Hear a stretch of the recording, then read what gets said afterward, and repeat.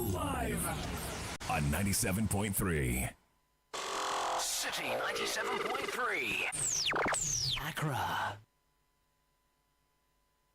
There can be no other 97.3.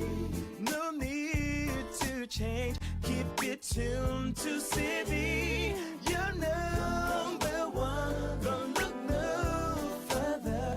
We've got it all covered. Citi FM. Good morning. Good morning. Good morning. Good morning. Good morning. Good morning, my neighbor. Good morning to life. Good morning.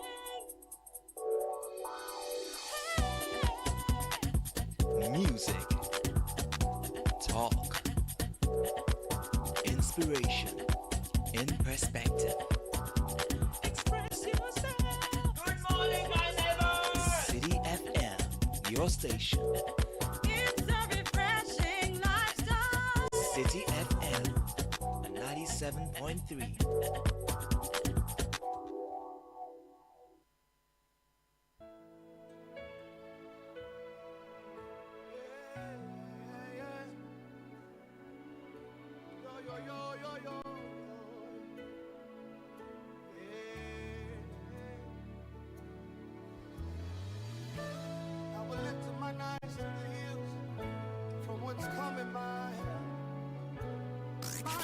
Unleashing the power of relevant radio. This is Citi 97.3. The Citi Breakfast Show. Rise above the noise. Nengba mieli kabwa mo ajaba mieli kabwa mo je Yehowa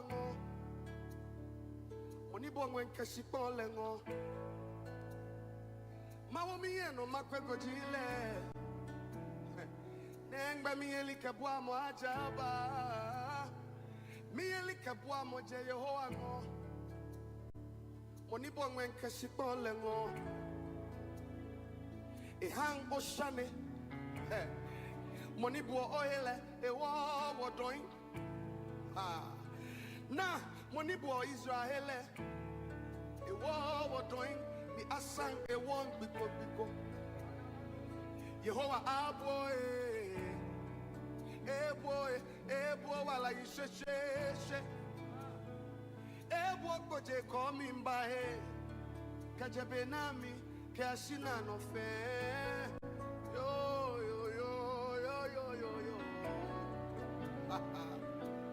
My help comes from you, Jesus.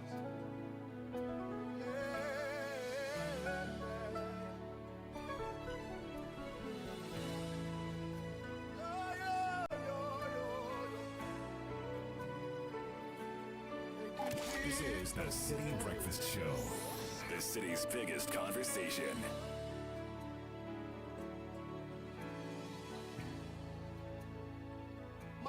No makweko chile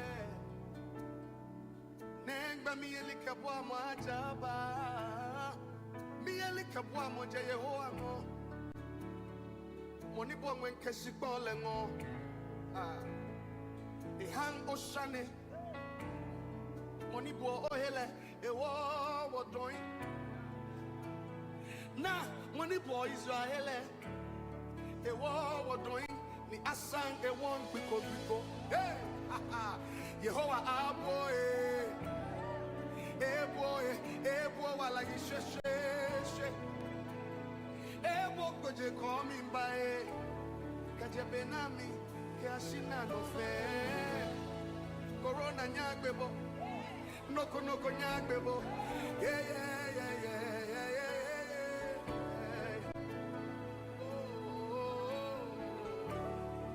Everybody make some voice say, Yo, boy.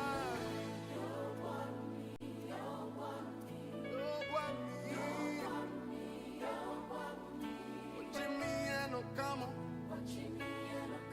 Atayo, boy. Yo, boy. Imbemogo, yo, sekra. Jimmy and Okamo. Atayo wami, yo wami, yo no one but you, Jesus. 31 after 6. I try over me.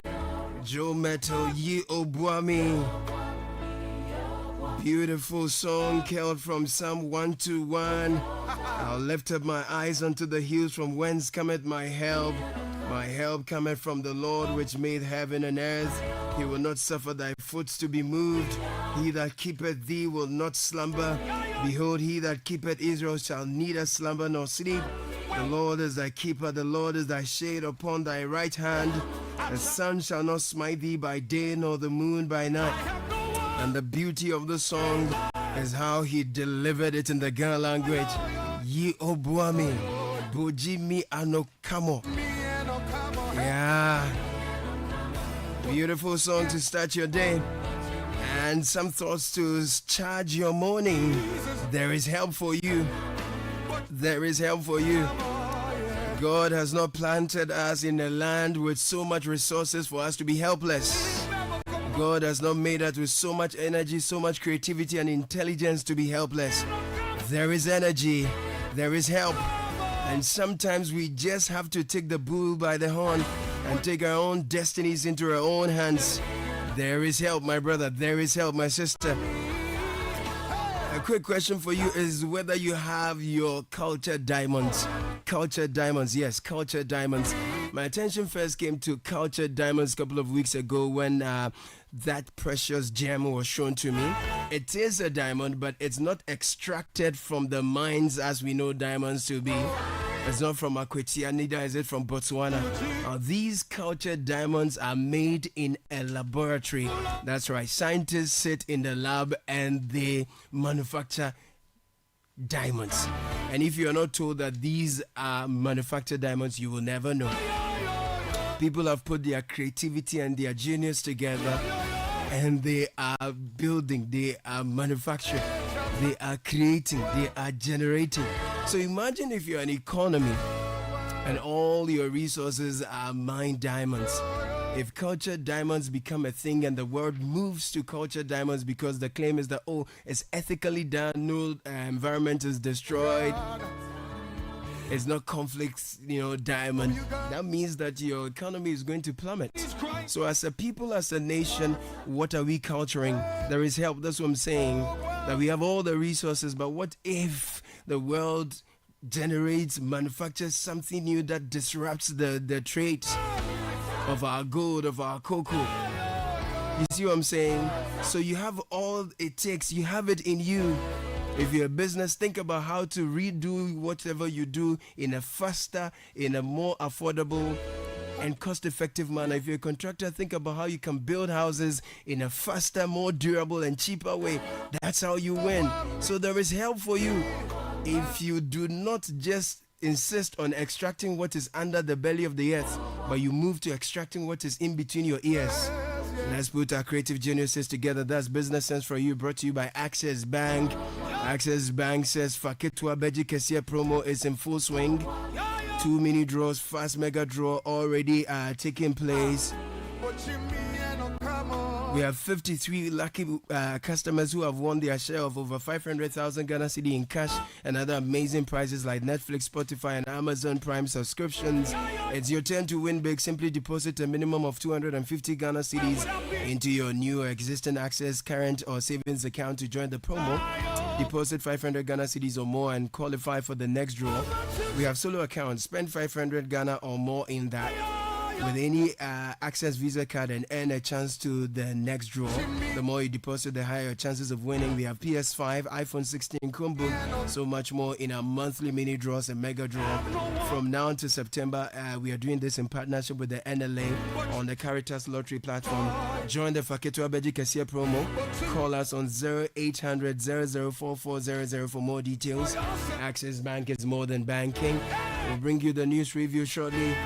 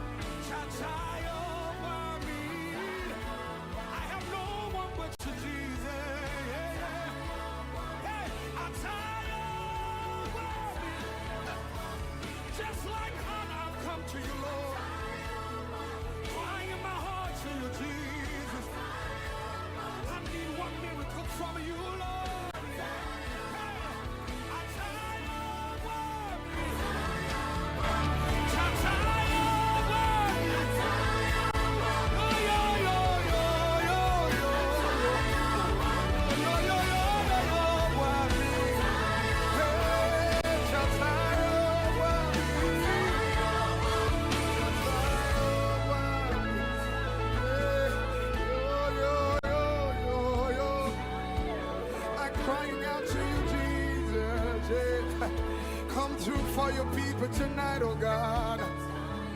Somebody needs a miracle from you, God. Somebody's crying out for a breakthrough, God. Hey, cha-cha. Join the conversation on the City Breakfast Show on Facebook at facebook.com/City97.3, Twitter at twitter.com/City973, and Instagram at instagram.com/City973 with the hashtag CityCBS.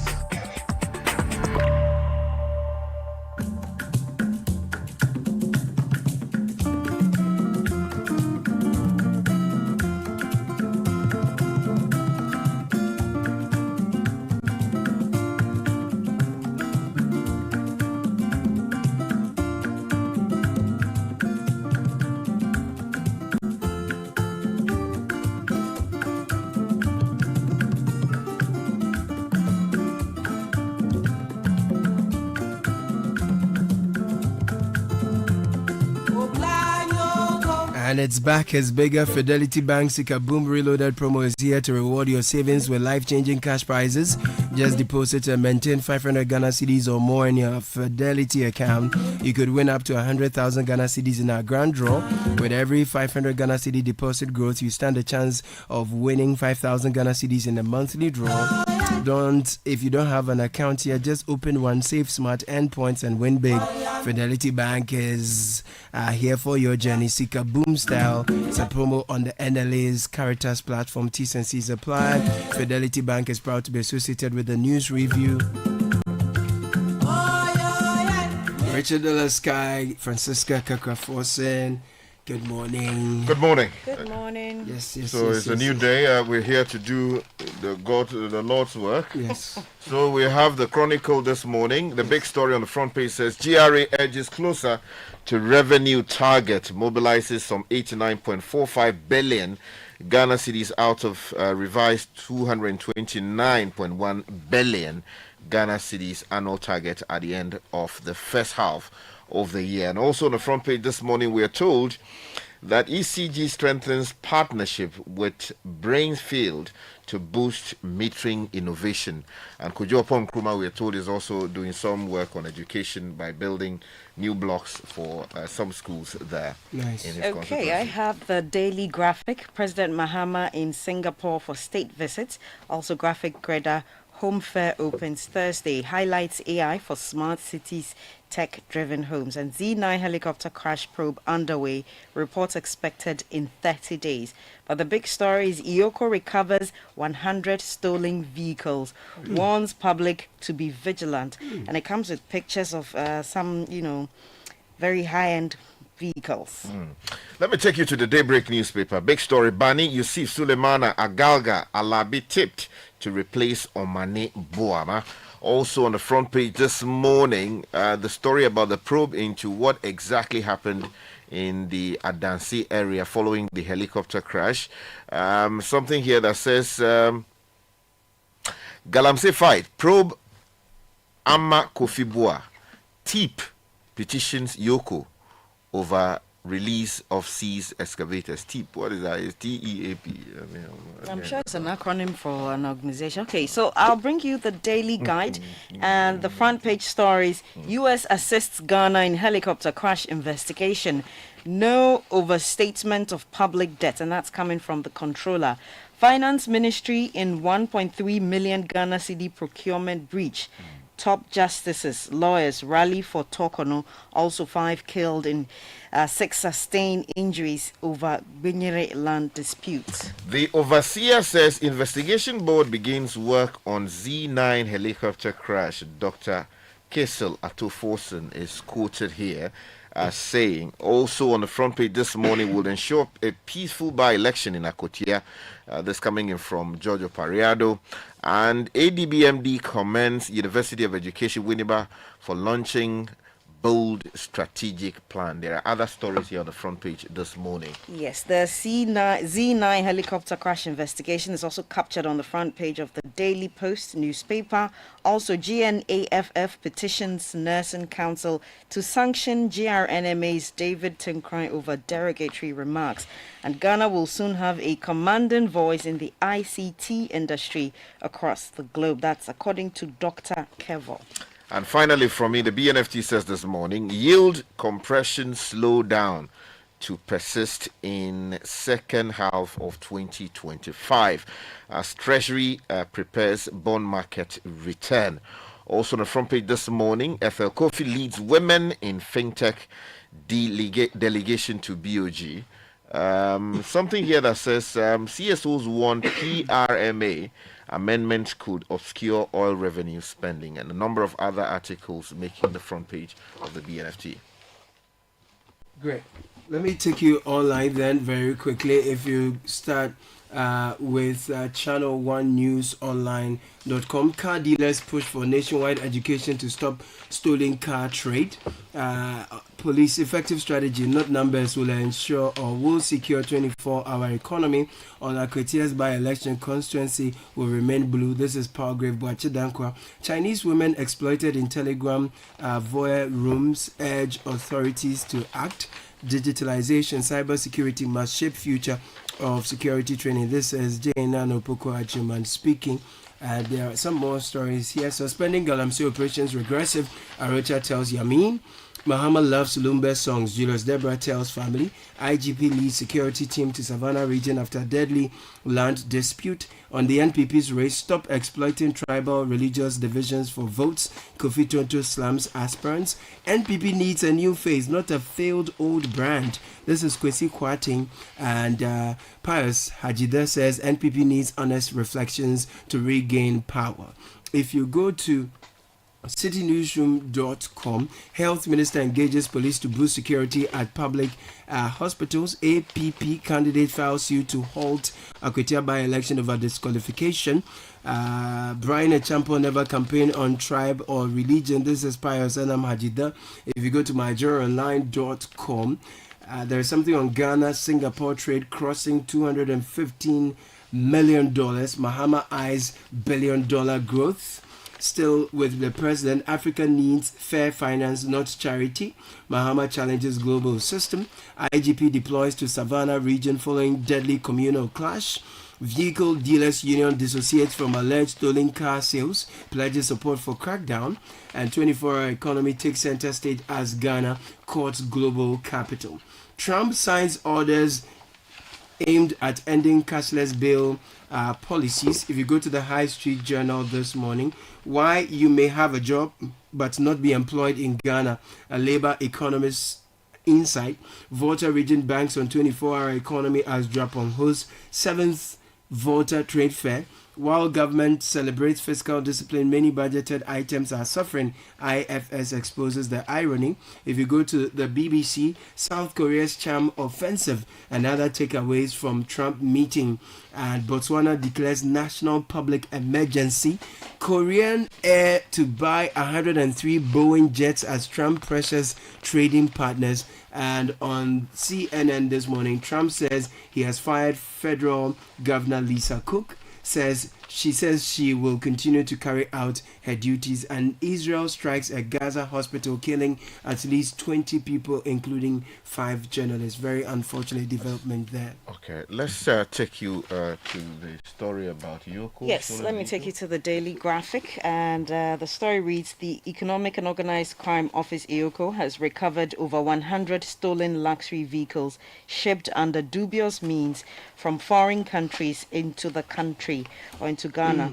The anti-graft body is investigating about 300 cases of suspected stolen vehicles in collaboration with Interpol, the Federal Bureau of Investigations, FBI, and the Royal Canadian Mounted Police RCMP. Speaking in an exclusive interview with the Daily Graphic, the head of legal and prosecutions at Yoko, Leo Anthony Siama, warned the public to be extra vigilant when buying vehicles, especially high-end ones, in order not to become accomplices in criminal enterprises. However, despite Yoko's increased efforts to recover stolen vehicles and combat such menace, he urged the public to scrutinize anyone or group of persons claiming to be from Yoko assigned to recover vehicles.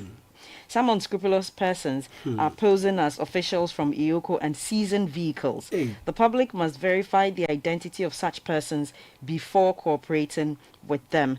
And just a quick one, he added that he debunked any assertion that Yoko's investigations into the vehicles were arbitrary and amounted to victimization. Okay, now car dealers are pushing for nationwide education to stop stolen car trade.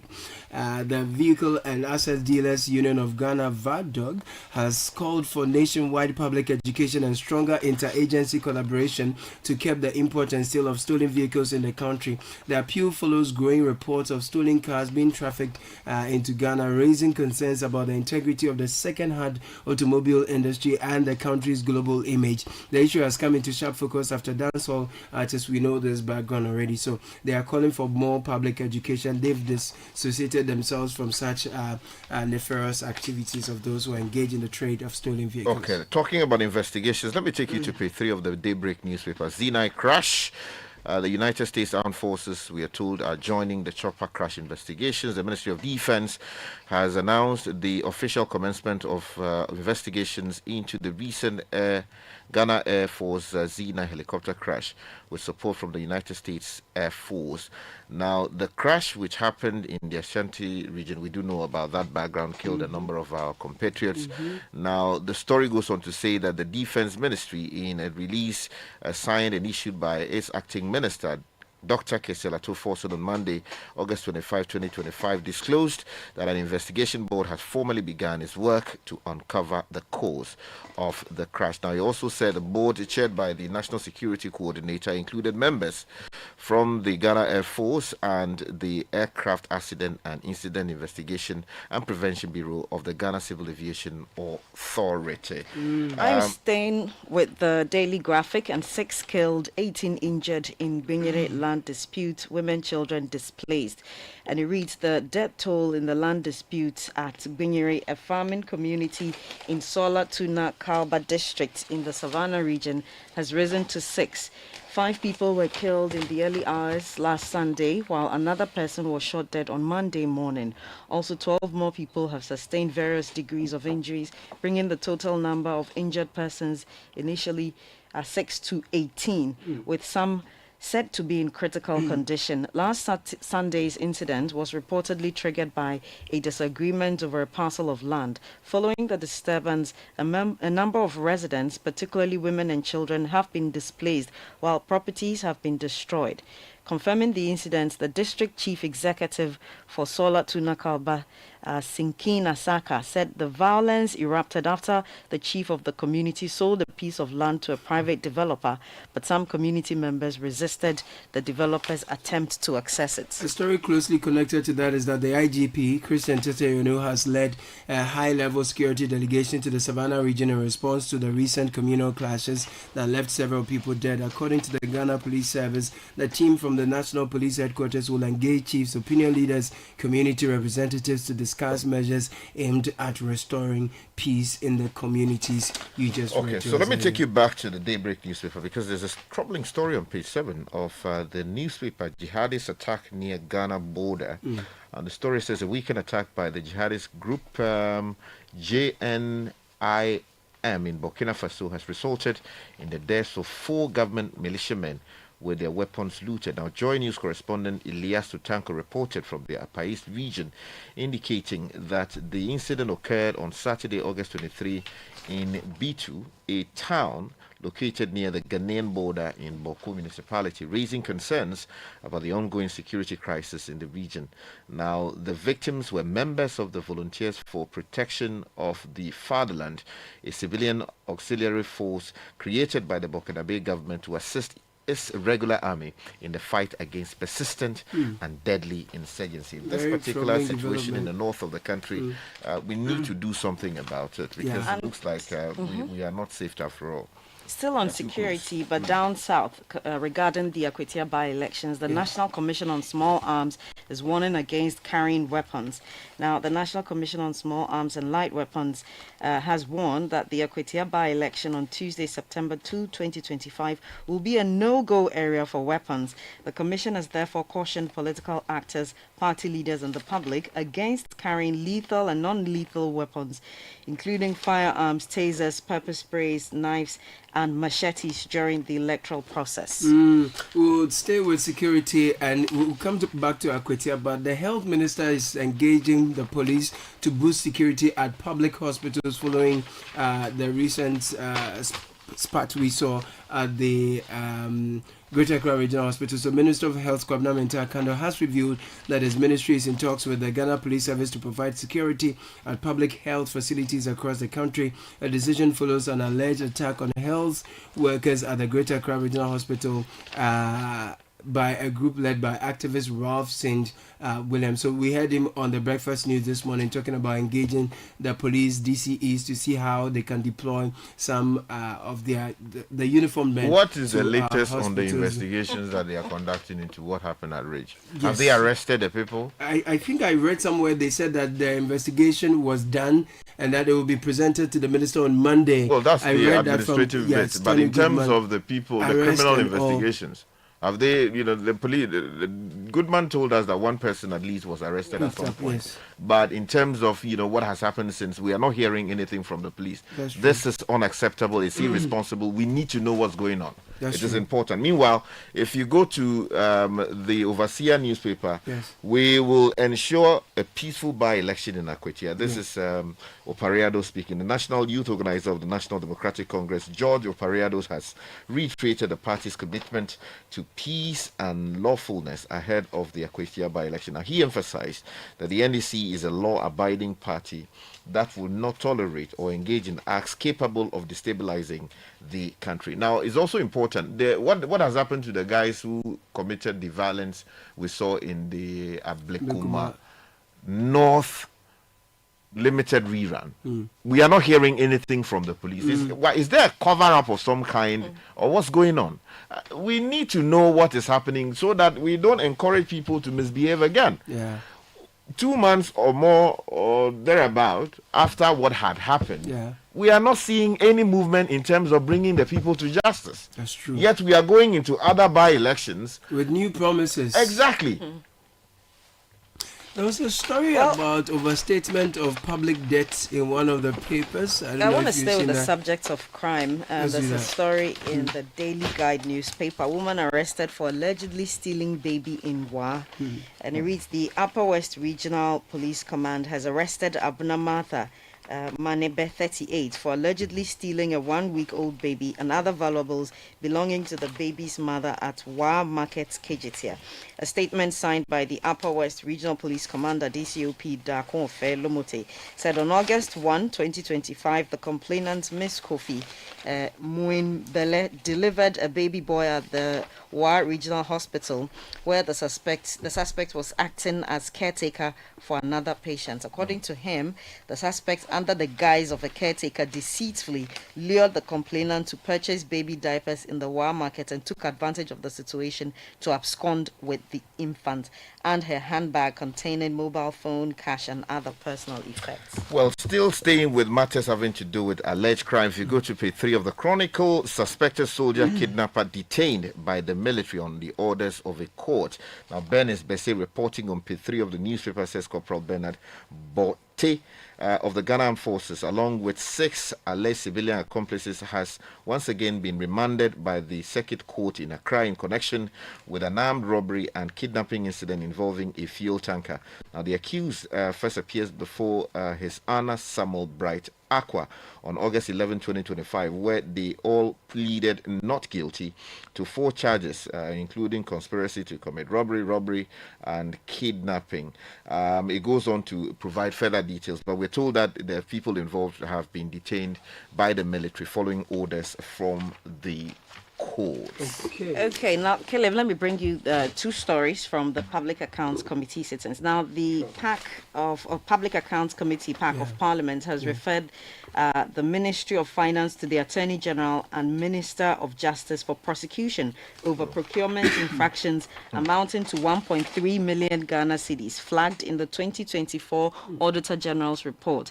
The decision was taken at a PAC sitting yesterday after it emerged that the ministry had breached the Public Procurement Act by awarding contracts above the allowable thresholds without approval from the entity tender committee. According to the Auditor General's findings, the Finance Ministry awarded 3 separate contracts for hotel services, each exceeding the prescribed limit.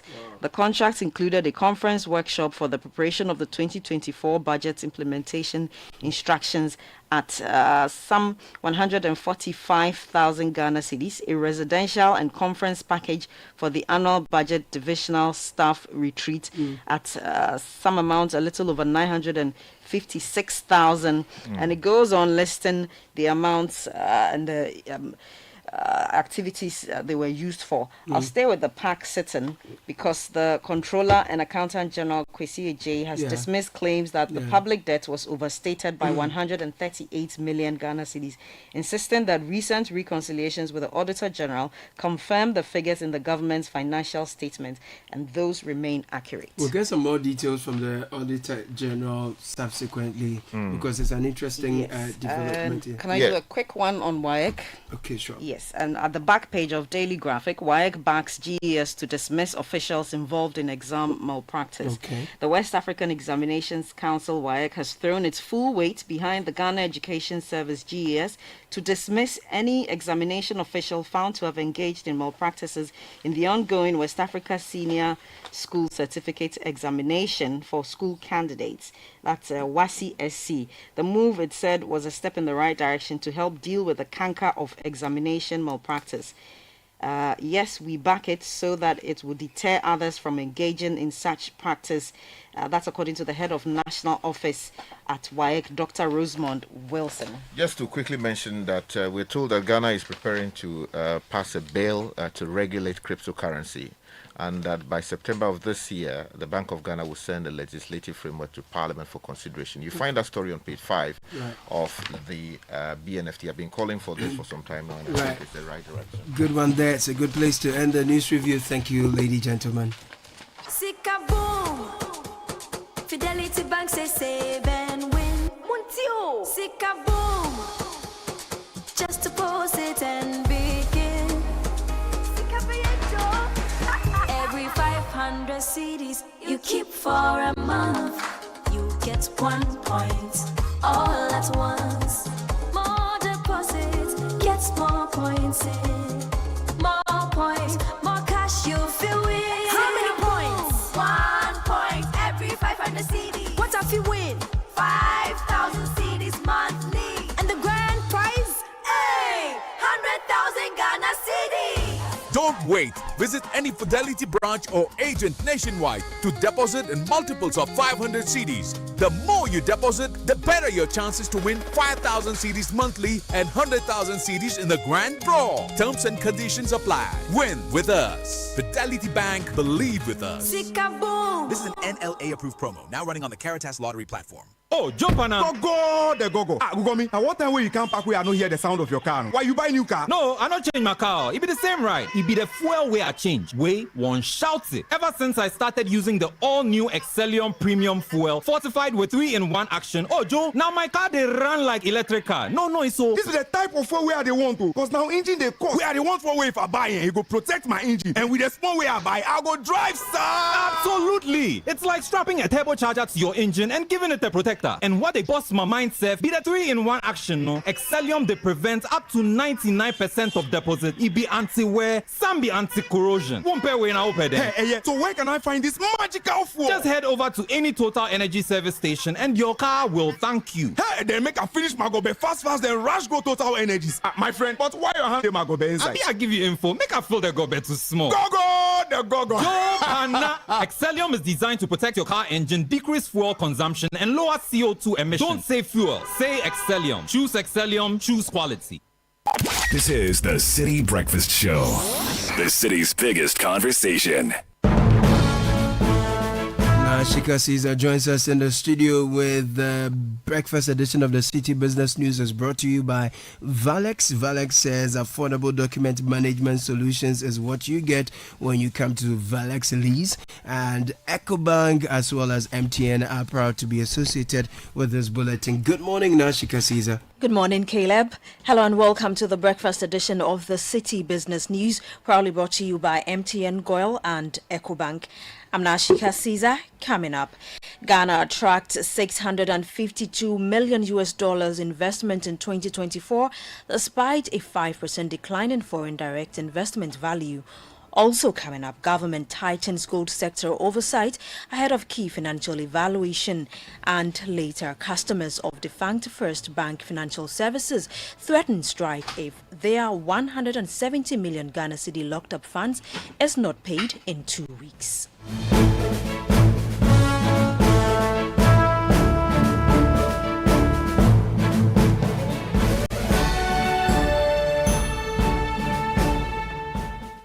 Let's settle for the details of our stories now. Ghana's investment climate showed resilience in 2024, attracting an estimated $651.7 million in investment, even as overall foreign direct investment value dipped by 5% year on year. This is according to the Ghana Investment Promotion Centre's 2024 fourth quarter investment report. There's more in the following report. The total comprised an FDI component of $617.6 million and a local component of $34.1 million, while the value of inflows moderated compared to 2023. Investor appetite for Ghana remained strong, with 140 projects registered. That is about a 15% increase over the previous year. Of these, 107 were wholly foreign owned. This rise in project numbers signals sustained business confidence in Ghana's economy, despite global FDI slowdowns linked to geopolitical tensions and industrial policy shifts. The services sector emerged as the top performer, attracting $281.6 million, particularly in ICT, finance and logistics. Manufacturing followed with $220.6 million and also led in project count, with 66 registration, reflecting growing interest in value-added production.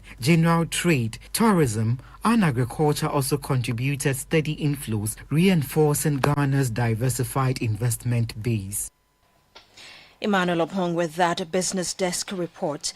Now the government is moving to intensify reforms in the gold sector as Ghana readies for a crucial international evaluation of its anti-money laundering regime.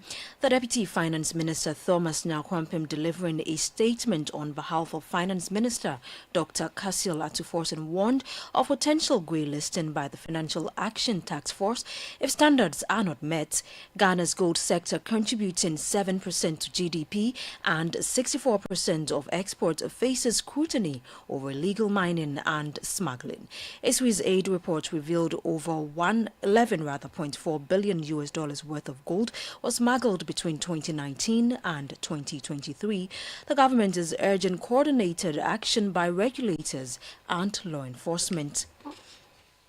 Moving on, disgruntled customers of First Fund, an investment scheme previously managed by defunct First Bank Financial Services, are threatening a protest within 2 weeks if the Securities and Exchange Commission fails to release over 170 million Ghana cedis of their locked-up investments. The customers, numbering over 20,000, say they have been unable to access the investments 6 years after the license of the fund manager was revoked. They are demanding urgent action from the regulator. There's more in the following report by Daniel Odru-Mensah.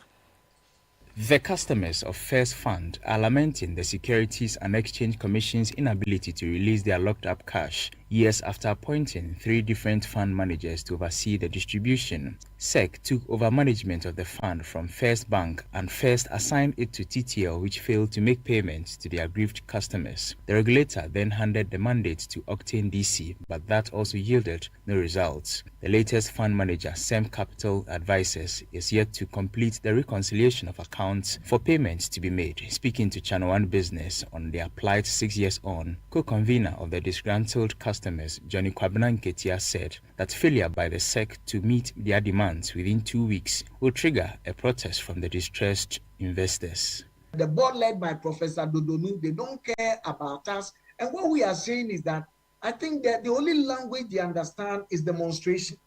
And so our members are calling that very soon we are going to go back to SEC.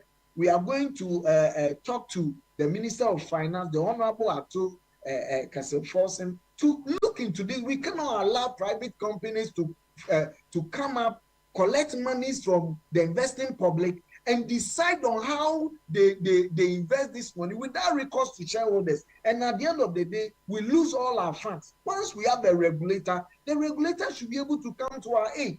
As of now, we feel helpless because all efforts to get the attention of the regulator has proved futile. The customers are also demanding that President John Dramani Mahama and the government intervene. But now that there is no hope in sight, we are calling on the government to bail us out and to come to our aid at this point in time, take over the funds. And I know when they step in, they will be able to make the recoveries. But for now, they should come in and help us. You heard co-convener of the aggrieved customers of First Fund Investments, Johnny Kwabena, and in that report filed by Daniel Odumensa. Away to some other stories, the Association of Ghana Industries AGI is pointing to credit reference bureaus and collateral registry as central to resolving non-performing loans in the banking sector. The Chief Executive Officer of AGI, Seth Chum Akwaba, noted that embedding these mechanisms into lending frameworks would enhance credit risk management, strengthen loan recovery processes, and improve banks' ability to track repayment obligations. You may be a performing enterprise, but once you go to a bank for a loan, they are looking at the whole ecosystem. What percentage of my portfolio has gone out that I didn't recover? So I must recover it through those of you who are paying. They increase the interest rate to cover that because Bank of Ghana requires them to cover all the loans that they give out. So part of the reason why the cost of capital is high because people are not performing. And indeed, digitization can help solve some of these problems.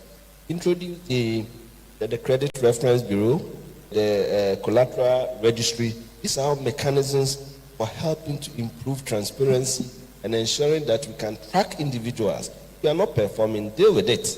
But your non-performance will not affect me to the extent of increasing my rate of interest. So digital infrastructure is key, and PPP comes in here as well. I think government and the private sector can create the necessary digital infrastructure. Where government doesn't have the resources, private sector can come in. Where the government doesn't have the expertise, government can create a regulation and private sector can come in to provide it. Seth Chumakwaba is the Chief Executive Officer of the Association of Ghana Industries. Now, the Vehicle and Asset Dealers Union of Ghana, VADOC, has rejected report tying local auto dealers to the import and resale of stolen vehicles, saying the allegations risk eroding confidence in the country's used car market. In a statement signed by President General Bernard Intrakwa, the union cautioned that unchecked illicit trade could tarnish Ghana's international standing and disrupt a sector that provides significant employment and tax revenue. VADOC emphasized it has no connection to individuals or garages implicated in the practice and pledged full cooperation with law enforcement and anti-graft bodies. The group also called for stronger regulatory coordination and public education to safeguard trust and stability in the automotive industry. Now, on the interbank market today, the dollar is selling for 10 cedis, 95 pesos, while the British pound is going for 14 cedis, 77 pesos, and the euro is going for 12 cedis, 77 pesos. And that's it for the breakfast edition of the Citi Business News, proudly brought to you by MTN, Goil, and EcoBank. I'm Nashika Caesar. Many thanks for your company. Do have a great business day. If you know these sounds, you didn't just live through the 90s. You lived the experience. Back then, connection took minutes. Today, it takes a blink. You express yourself with memes. You hold video calls across continents. You say hey to an AI who responds, Hello, Kwame. You order rides, dinner, and dreams all from the palm of your hand. A lot has changed, so have we. For over 3 decades, EcoBank has evolved with you, leading digital banking in Ghana and across 33 African countries, pioneering solutions built around how you live, move, and dream today. From our express points to EcoBank Pay, online banking, and the mobile app, we are where you are. Here for today, ready for tomorrow. Now, that's change. Powered by EcoBank. EcoBank, a better way to bank your way. EcoBank, the Pan-African Bank. Momo. It has made life happen in lots of good ways. Mr. Kwanzaa, Mr. Insurance claim no. It has put together beautiful weddings. It has filled the bellies of boys at their favorite watchy joint. My guy, stop. Who they chop cancel these days? It has made millions of businesses possible. Mr. Kalono, we are back in business. With just a few taps, money moves faster, easier, and safer. Momo understands the weight of your trust in us. We continuously enhance security with features like self-paying research to help you protect your money. Momo will only call you with 0244 300,000. No MTN or Momo staff will call or ask for your PIN or one-time password. Do not transfer funds to anyone whose identity you have not verified. Do not approve any prompts you have not initiated. Momo, still Wunsaka.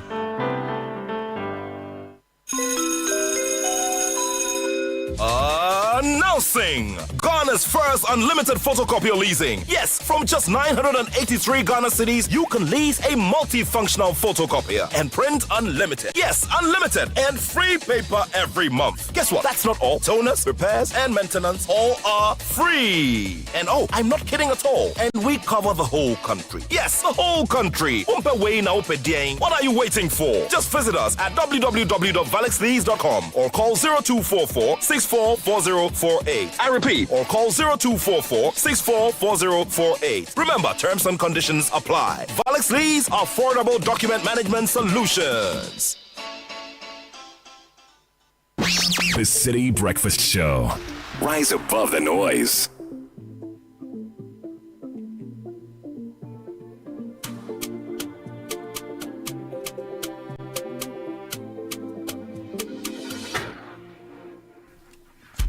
Thirteen after 7. Isn't it just amazing how the world is ever changing and evolving?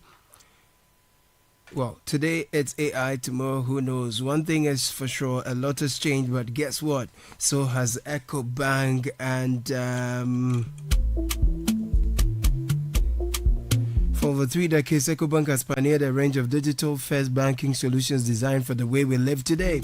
From the mobile app EcoBank Pay and Express Points across the country, EcoBank is right where you are. EcoBank is the Pan-African Bank. And to the boss lady out there, the go-getter, do-it-all woman, you're building your business one bold step at a time. MTN is seeing you, it's cheering you every step on the way.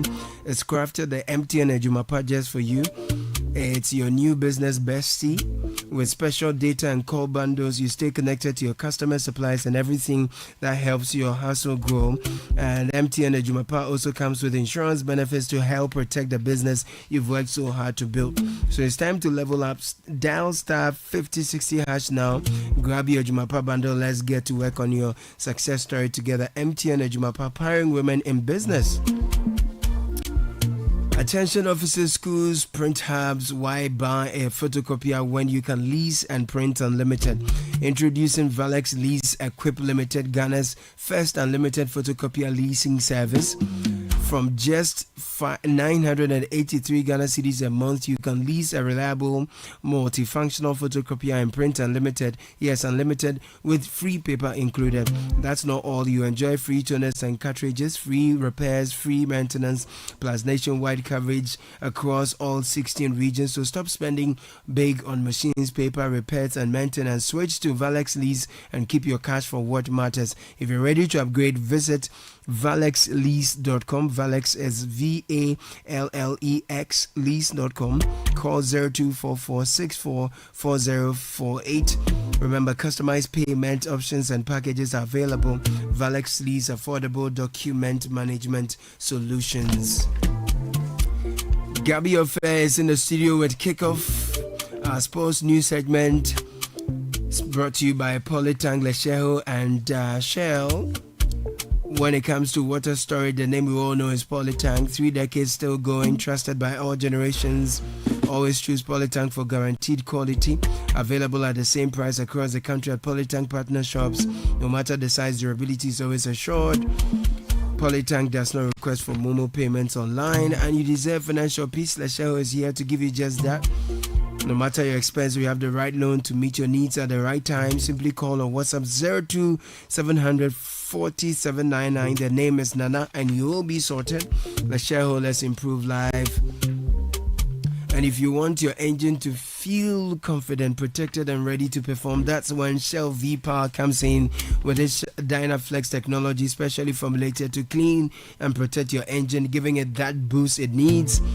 So pass by a Shell service station and feel the performance, feel the confidence, feel the protection over and over again. Shell, go well. Gabby Affair is here with Kickoff. Will look pretty princely reward. We've got to get the ball into the final third and get it into the area.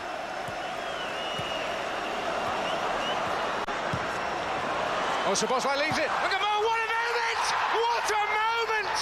The 16-year-old with almost the last kick has sent all in Liverpool red into ecstasy.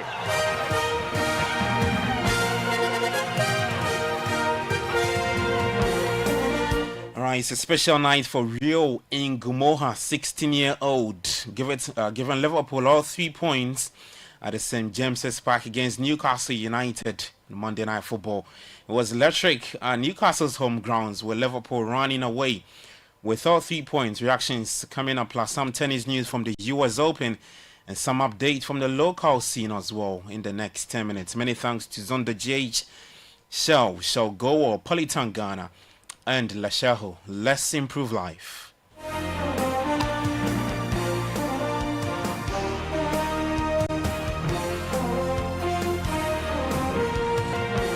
Alright, I am Gabby Affair. Let's start off with the Black Stars of Ghana, and they will return to action on September 4 and 8 when they face Chad and Mali in match day 7 and 8 of the 2026 FIFA World Cup qualifiers. Head coach Otuado, who is expected to announce his final squad for the crucial fixtures, will have the advantage of several players hitting top form for their clubs. Ahead of the 2 crucial games, here's a wrap of some Ghanaian players who have been impressing since the resumption of the major European leagues. September promises to be a crucial month for Ghana's Black Stars in the 2026 FIFA World Cup qualifiers as they face Chad and Mali in the match day 7 and 8. The Black Stars must win both games to secure qualification for the tournament to be staged in the USA, Canada, and Mexico. Ahead of the 2 decisive fixtures, head coach Otuado will be encouraged by the fine form of several key players since the return of the major European leagues. Mohamed Kudus has featured for 250 minutes with Tottenham Hotspur so far, registering 2 assists, including a standout display against Manchester City at Etihad Stadium. Antoine Semenyo has also been impressive for Bournemouth, clocking 180 minutes in the Premier League with 2 goals, all against Liverpool, and an assist to his name in the subsequent game against Wolves. In the Championship, Jordan Ayew and Fatal Isaaku have both made bright starts, with Leicester City with Fatal notably scoring a stunning goal against Charlton Athletic on Friday. Here is Fatal, after a flowing move. He can run at the full-back here, Fatal. Oh, he scored! An absolute belter! That is trademark, a Still for Tawu, running in from the right-hand side, onto his left foot. The Ghanaian attacker has already clocked 247 minutes of action since recovering from an anterior cruciate ligament injury. It was a tough movement, and I just had to take my decision because we needed a goal to come on top of the game. And yes, when I did, unfortunately went in, and yes, that gave us the 3 points. And it's all about the team and how the people who even come out from the bench give out, and the love we got from the fans, all in just make things easy for the team. And yes, great, we had the 3 points. For Jordan Ayew, it's 278 minutes under his belt for Leicester City in the Championship, though he's yet to register a goal or assist in the 2025-2026 campaign. Still in the Championship, Brandon Thomas Asante has also made a strong start with Coventry City, scoring 2 goals and providing 2 assists in 253 minutes under manager Frank Lampard. In Spain, Ghana's vice-captain Thomas Partey has seen limited action, featuring for just 53 minutes with Villarreal in La Liga. With these performances in mind, head coach Otuado will be hoping his players can translate club form into the national team setup when Ghana face Chad and Mali in September. The Black Stars currently top Group I with 15 points and are in pole position to qualify for the 2026 FIFA World Cup. Alright, so the Black Stars will be hoping to qualify for the 2026 FIFA World Cup in the USA, Canada, and Mexico. Now, away from that, Bibiani Gold Stars and Asante Kotoko will face each other in the Champion of Champions match at the Dance Park in Bibiani on Sunday, August 31. Gold Stars are reigning Premier League champions, and they take on FA Cup champions Kumasi Asante Kotoko at 3 p.m. Now, today's World Sports analyst Jerome Montreal has taken a swipe at Gauka, describing the body as a toothless animal. Now, reviewing the just ended top 4 competition, Bibiani Gold Stars were crowned champions. He noted that Gauka of old was far more vibrant and organized compared to what he sees today. Gauka itself, as an organization, has lost everything that it stood for when Kwame and I were growing up. The Gauka I saw 20 years ago is not the Gauka I'm seeing today. It's become a toothless, compromised, like an appendage of the FA, and I don't see. Maybe they have evolved from that era. So I mean, let's be fair. Maybe they have evolved from that era, or more like metamorphosed into something else. But if the Gauka we have known from those days, 20 years ago, or even 25 years ago, to this point, if we are comparing, then this one has lost everything. All right, so that's sports analyst Jerome Montreal speaking there. Now to the tournament, and the semi-finals games start today. Madagascar will take on Sudan at 2:30 p.m. Sudan, a nation battling with internal strife, yet thriving on the Ghanaian coach James Kwesi Appiah will meet Madagascar, the island nation. Kwesi Appiah's performance with Sudan's Chan team has got everybody talking in Ghana, and he's guided Sudan to the semis. However, Sudanese journalist Badruddin Ibrahim has dismissed claims of interference from the top hierarchy in Appiah's work. I think he has full authority. He has a full control. Who can choose the player, the squad? There is no interference. Is nobody. He has the right. He also, in his staff, they give him freedom. I think he has also his assistant. I don't think they get the full recognition. And they're also from Ghana. And there is one from Sudan. So he knows those guys. He worked with them before. So he has picked them to help him deliver. And he get the support from the FA, full support. And that's why I think he's enjoying. All right, so that's Badruddin Ibrahim, Sudanese journalist speaking. Later today, 5:30 will take at 5:30 p.m. Morocco will take on Senegal. In Europe, Liverpool's 16-year-old Rio Ngumoha made history as the youngest scorer in the club's history when he struck with virtually the last kick of a breathless encounter to snatch victory against Newcastle at a stand St James's Park. His winner also made him the 4th youngest scorer in the PL history, behind James Vaughan, James Milner, and Wayne Rooney. Here's Liverpool's keeper Virgil van Dijk. Virgil, that was intense, probably what you expected. There was aggression, there was everything, there were injuries, there were sending offs, and there was a last-minute winner in added time from a 16-year-old. Yeah, obviously we all know it's a difficult place to come. We all know that there was a lot of oil on the fire, I would say, this week in order to get especially Newcastle fired up. And what happened tonight, obviously, was expected. I think for us, the disappointed part is that we conceded 2 of set pieces, and that shouldn't happen.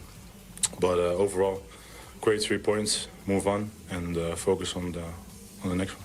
How much credit do you give Newcastle? Because they looked as if they had 11 players on the pitch towards the end. Yeah, you know, obviously free kicks, corner kicks, obviously then the pressure gets on, and they have the quality. I think if you look at all the traditional top 6 here last year, I think there's only a couple that actually managed to beat them. So it's always a difficult place to come. All right, so that's Liverpool skipper Virgil van Dijk speaking there. Off the pitch, Newcastle United have had a 50 million bid for striker Jørgen Strand Larsen rejected by Wolves. Newcastle are in the market for a centre forward after Callum Wilson left last month when his contract expired. Now to the US Open, and in the men's singles, Frances Tiafoe through to the next round after beating Japan's Yoshihito Nishioka 6-3, 7-6, 6-3 in the first round. South Africa's Lloyd Harris is also through to the next round with a 6-3, 7-6, 6-4 win over Argentina's Sebastian Baez. Spain's Carlos Alcaraz beat US Riley Opelka 6-4, 7-5, 6-4 from yesterday's results. Later today, defending champion Yannick Sinner will face Vit Kropriva, and Stefano Tsitsipas is up against Alexander Muller at 7:30 p.m. In the women's singles, Australian Open champion Madison Keys got knocked out in the first round. She lost to world number 82 Renato Zarazua in the first round. Later today at 4:30, world number 2 Iga Swiatek will take on Colombia's Emiliano Arango. There's more tennis news later at 5 p.m. In the meantime, you can head to citisportsonline.com and on X at City Sports JH. Kickoff was probably brought to you by Shell. Shell Go was under GH Politan Ghana and Lesheho. Let's improve life.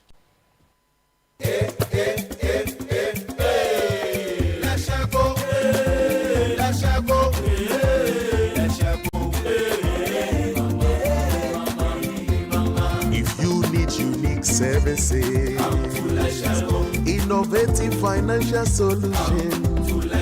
We deliver on our promise, cause we are number one. Let's share go, we improve your life. Let's share go, let's share go, hey mama, hey mama, hey mama. Even when you're stuck with nothing, no matter your situation, let's share go, we improve your life. Let's share go, hey, let's share go, hey, let's share go, hey, mama, hey mama, hey mama. Let's share go, we improve your life.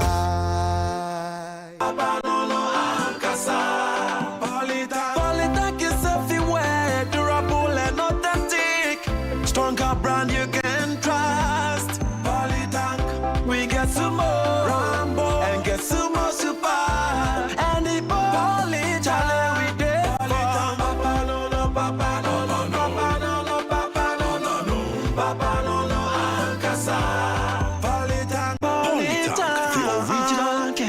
The best. Do you ever wonder how your car's engine is doing as you drive? Not often. Does it feel confident and protected, or is it tired and struggling? I have a busy schedule, so I leave matters of my engine to Shell V-Power. With Shell V-Power, you can feel confident because it is the best ever fuel designed for performance and efficiency. Shell V-Power removes performance-robbing deposits, so you can feel protected. Fill up with Shell V-Power at a Shell service station near you. Feel confidence, feel protection, and feel performance over and over again with Shell V-Power. Fuel the feeling with Shell V-Power. Go well. This is the City Breakfast Show, the city's biggest conversation. The Money Matters segment is brought to you by Petra, Petra, achieve more. Welcome to the Money Matter segment with Petra. If your money is only covering your lifestyle today, you're missing a chance to secure tomorrow. When you earn enough to cover your lifestyle, it's easy to get comfortable, but comfort isn't always progress. What long-term goals have you secured? Is your money working while you sleep? Well, Petra is here to help you turn comfort into long-term financial security with smart investment, emergency buffers, and consistent growth. Our advisors will come to you because your future deserves priority too. It's time to grow, not just survive. Petra is here to do life with you. Call Richard today on 0593 811 835. That's 0593 811 835. Petra, achieve more. The Money Matters segment was brought to you by Petra. Petra, achieve more. Join the conversation on the Citi Breakfast Show on Facebook at facebook.com/Citi97.3, Twitter at twitter.com/Citi973, and Instagram at instagram.com/Citi973 with the hashtag CitiCBS.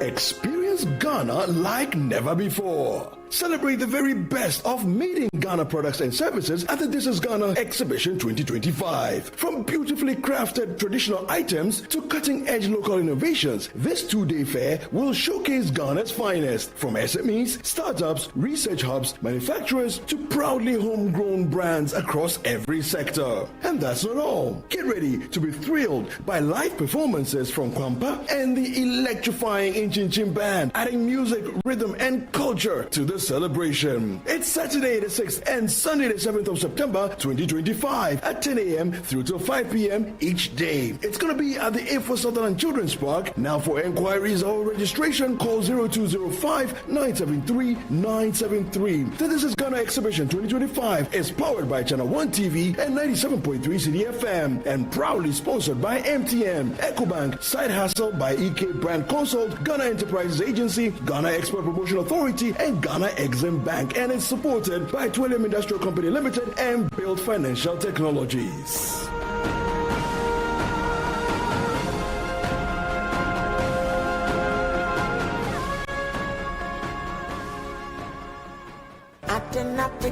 When the current must flow, when the lights must stay on, you don't gamble with cheap wires. You need safety and quality you can trust. That's why Ghana chooses Tropical Cable, the name that powers homes, builds cities, and drives industries. From low voltage cables to construction, mining, real estate, and homes, Tropical Cable is the #1 choice. Tropical Cable is a proudly 100% Ghanaian-owned cable manufacturer, the first to manufacture flame retardant low smoke cables in Ghana. Flame retardant low smoke cables means Tropical Cables don't catch fire easily. Tropical Cable is also certified by Ghana Standard Authority, endorsed by Energy Commission, electricians and contractors in Africa. Tropical Cable. Top Preco. He's here, uncle. Oi, you man, look at you, all grown up, innit? So good to see you, fam. I miss you so much. So good to be back home, bruv. Innit? I can see a lot has changed, mate. Home sweet home, innit? Sit down and let me serve you something delicious. The food is looking good, fam. Of course, some things never change. Just like how Gino tomato mix still gives my food that rich color and unique natural taste every time. Hey, sister. Papupun sanwan kasa. Just like I remember. Inquire. Jolof ne die. Jaika. Eye danka sankasa. Hey, ente duane na ma ukasa na sisa sisi. Say Gino die. Efie. This advert is FDA approved. This is the Citi Breakfast Show, the city's biggest conversation. Unleashing the power of relevant radio. This is Citi 97.3. The Citi Breakfast Show. Rise above the noise.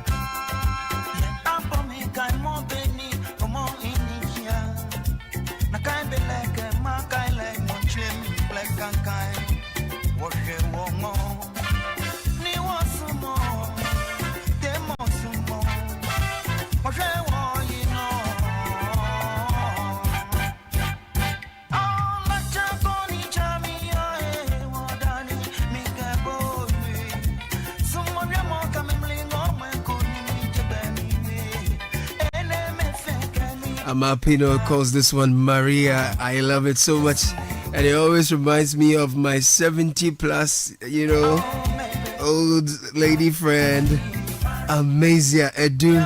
She loves this one to bits. Ultima, tell mommy I'm playing her song Maria. It's a beautiful sound. We'll celebrate some of you. It's your birthday. For others, it's your anniversary. That is coming up shortly. 0596 0549 986 996 0549 986 996. The number I was almost giving you is the number you need for This Is Ghana. But for your dedications, your comments, your contributions, 0549 986 996. Yeah, man. And we are in the homo vibe, that's the mood going on.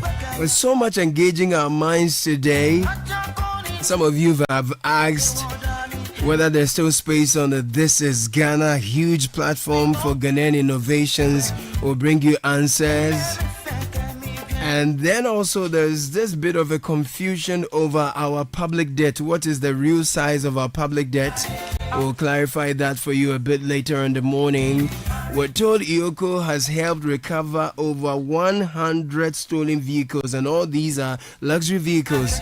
That's tough for those who were innocent buyers. So how do you know the vehicle you're buying is not stolen? We'll engage your thoughts on that a little bit. But our Go Ghana, Absa Bank Ghana Limited has great news for you. Banking just got a whole lot easier, and it's happening right in your neighborhood with Absa Agency Banking. With Absa Agency Banking, you can now deposit cash, withdraw money, and pay your bills all quickly, securely, and without long queues. That's right, no need to travel far or wait in line. Banking made simple. It's right here. It's right where you are. And here's something even better. You can be part of it. If you're a business owner or someone who loves serving your community, why not become an Absa agent? It's a great way to earn extra income, grow your business, and help bring banking closer to the people. If you're interested, call us on 0248 573 293. Visit absa.com.ga to apply. Absa Agency Banking. Banking made easy, powered by you. Your story matters, Absa. Now, hello Ghana. The prices of your favorite 300 ml PET Coca-Cola Ghana beverages have dropped across the country. That means you can share a Coke now for only 5 Ghana cedis. Whether a Kofi, an Adjoa, a Kwabna, or an Akosia, your personalized bottle is waiting for you at your favorite joint. Look sharp, go find your name, find your bottle, and enjoy it at the new lower price. Share a Coke. It's more than a name on a bottle. It's a celebration of the real magic of human connections. So go on, share a moment, share a smile, share a Coke now for less.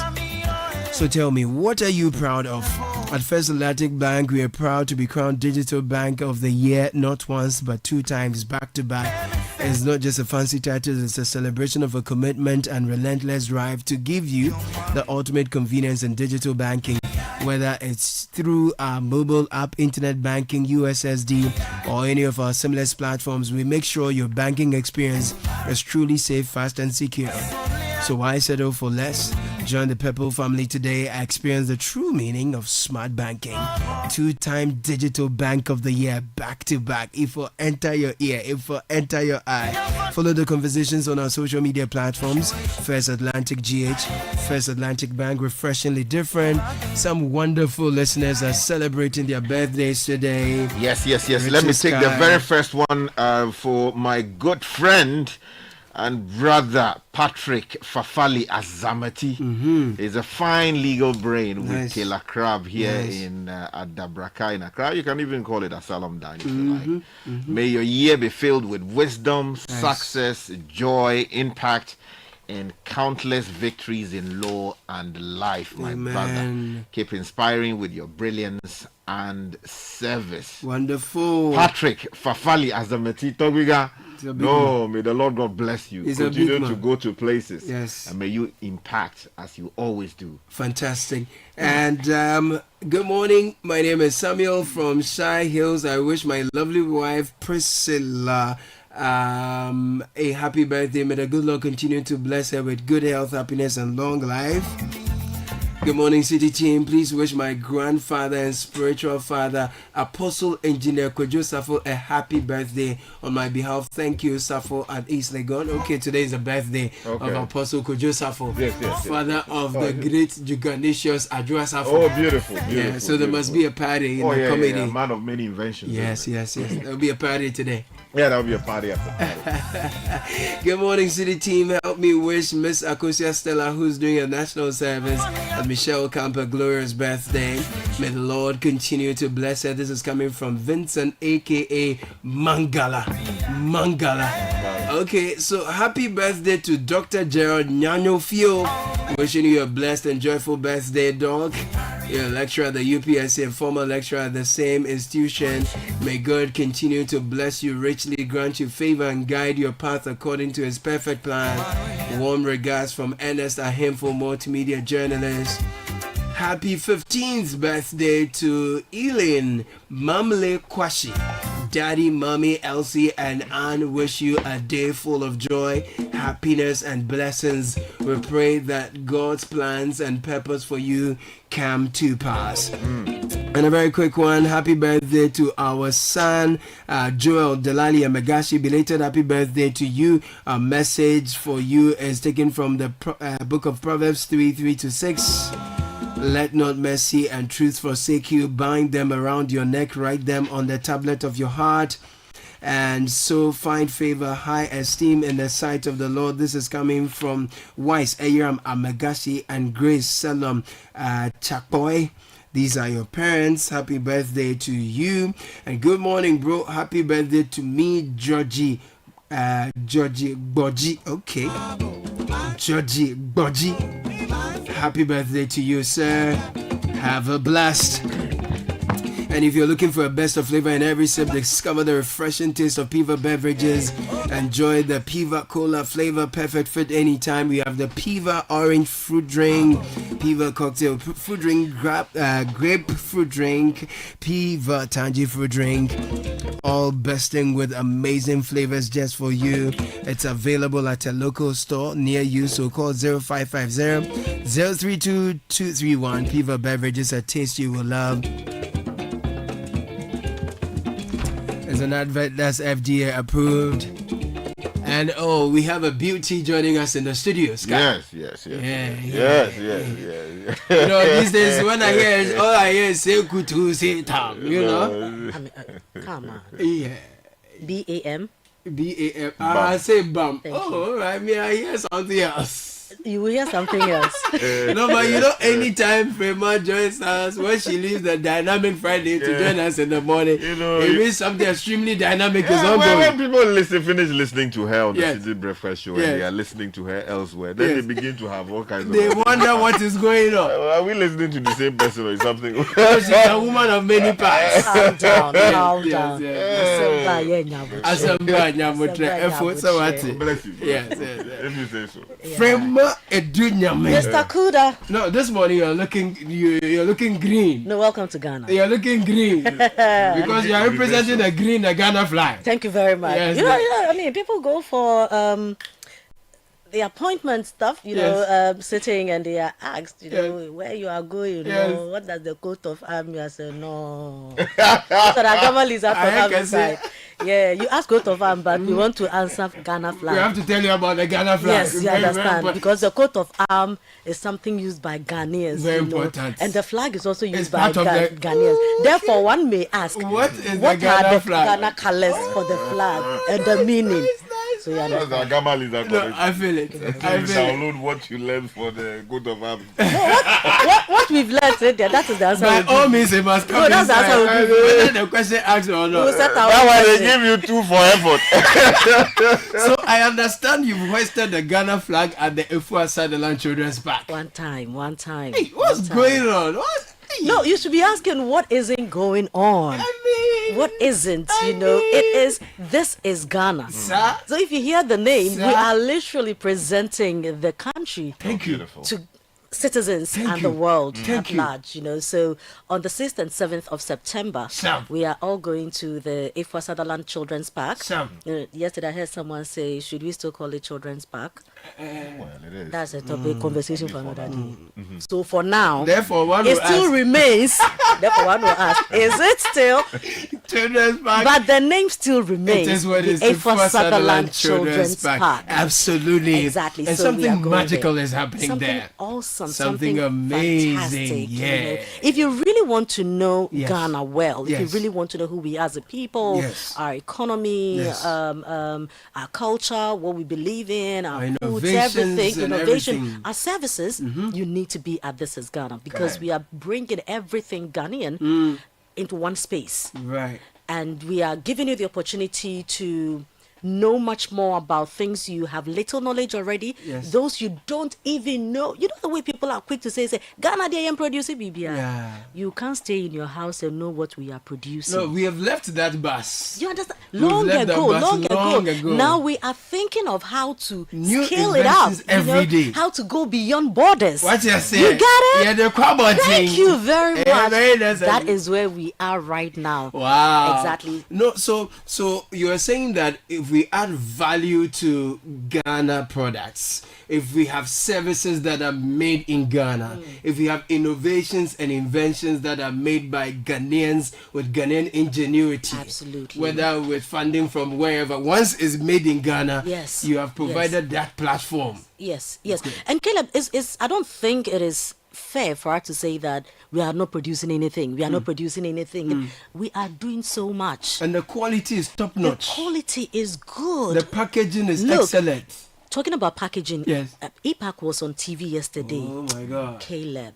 Tell me about it. I asked myself, so all these FMCGs that we are enjoying on the shelves and all, why aren't we looking at adding value to what we are used to, our taste of stuff, okay? We have local companies like the EPAC who are making sure that they add some value if you want to take it beyond the borders of Ghana. Absolutely.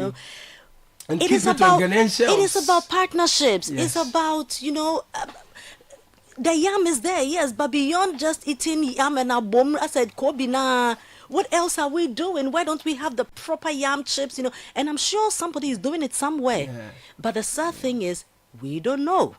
So when you hear of exhibitions like this, do yourself that favor, do yourself, your company, that service, bring what you have, what you are doing, because I really believe that people are doing so well. So I'm sure next time Sky is going to Buckingham, he wants to go with Ewo and Factory and things. It's nice packaging. You get it. Made right here in Ghana. You understand? We are assembling vehicles in Ghana. Yes, they are considering our weather, our roads and everything. Okay, you live in Ghana and the cars that people spend money to go and buy, I say, oh, is it because I come from? I drive somewhere. So I said, every time you need, you get it. We are assembling, so they are taking into consideration the roads that you are using, how long we are staying in traffic, fuel consumption and everything. The fact that you don't own a car doesn't mean you will never own a car. Absolutely. All right. It's very important. If for nothing at all, come and let your soul be inspired. Let your soul be inspired. Come and see the EV cars assembled in Ghana. Ghana. Car companies are Yeah. coming. Come and sit inside. You Yeah. understand? Give yourself a reason why you Yeah. need to own a car. But for those of us who are doing the inventions, the value addition, is there still spot for us? Because as for you, when you come on the radio, the next day, you say, "Oh, sold out, sold out." I'll be coming very soon. Yeah, but for you're now, notorious for sold out. that I like. Aswadino.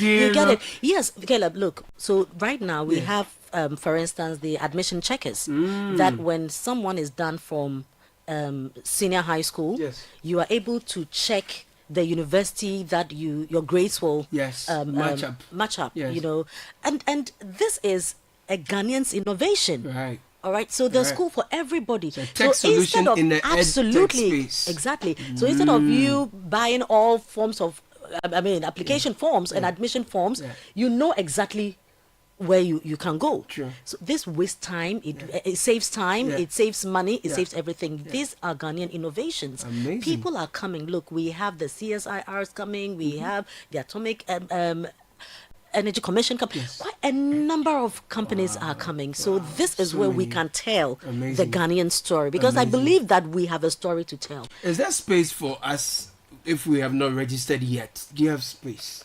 And if we have put down our names and we have not paid, are we still in the book of life? If you have registered, like 3 weeks ago, you were safe.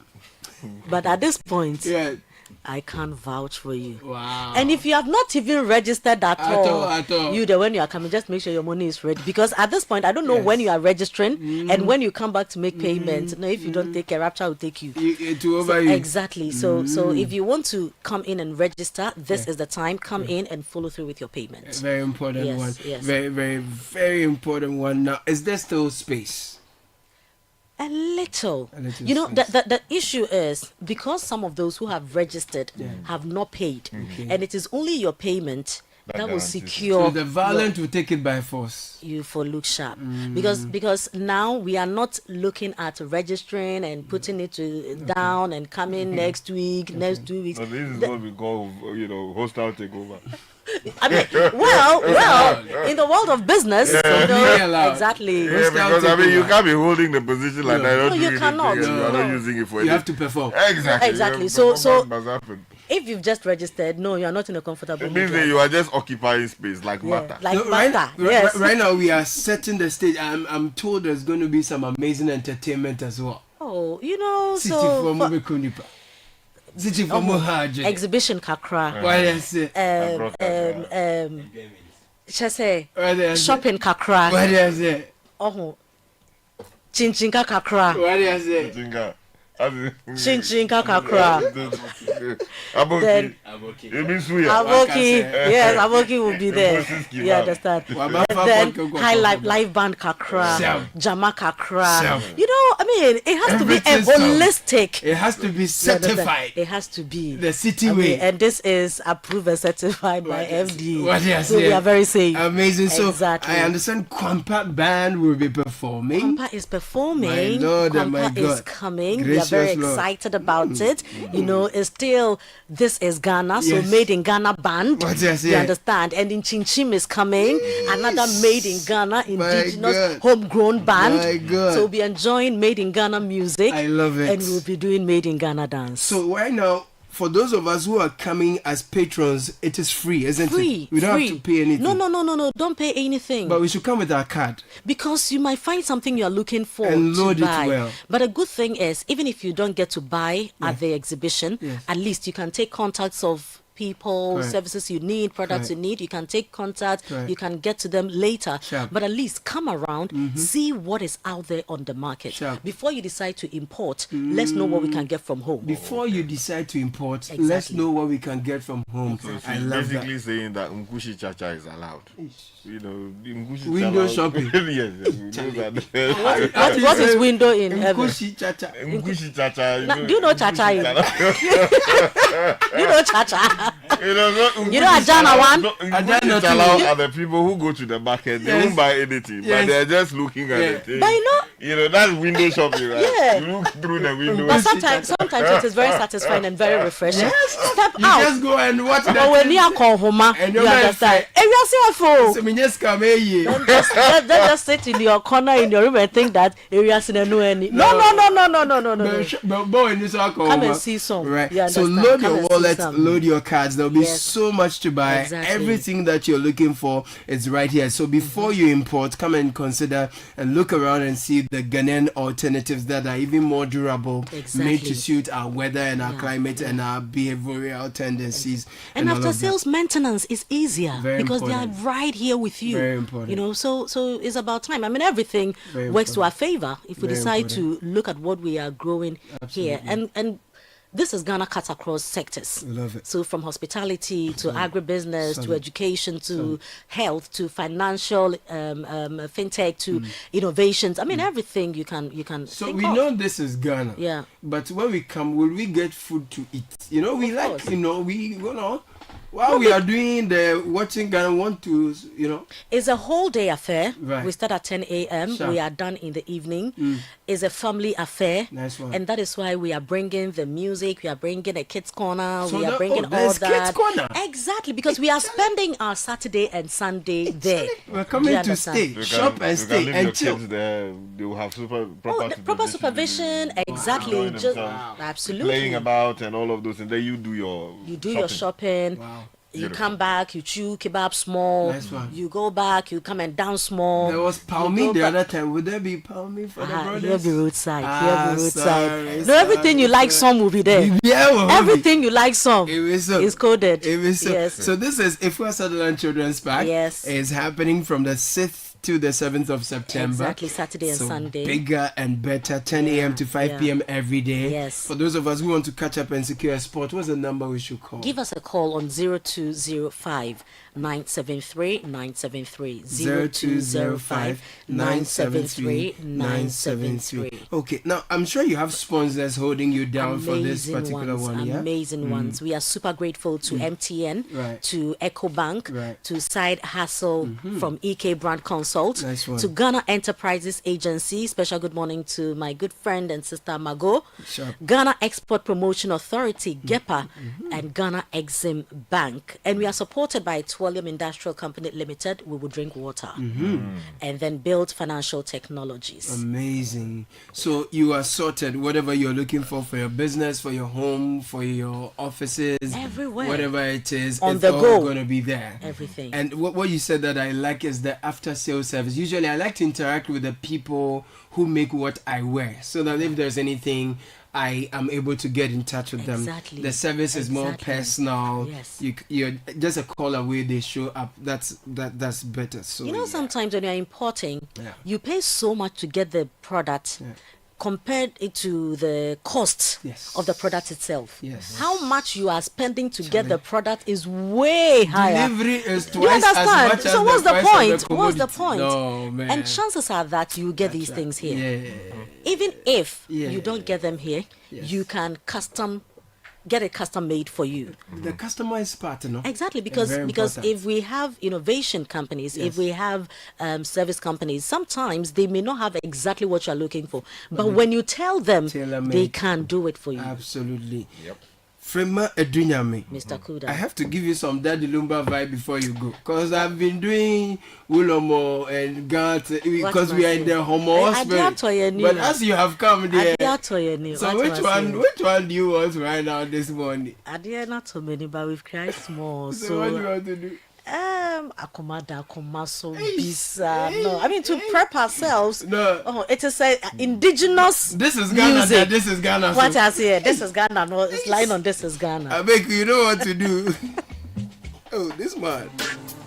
Oh, this one. Yeah, man. Look at the starting. The starting. Sky doesn't hear anything. No, you give us the FM version. Hear the song, you're like, oh, okay. Let's the FM version.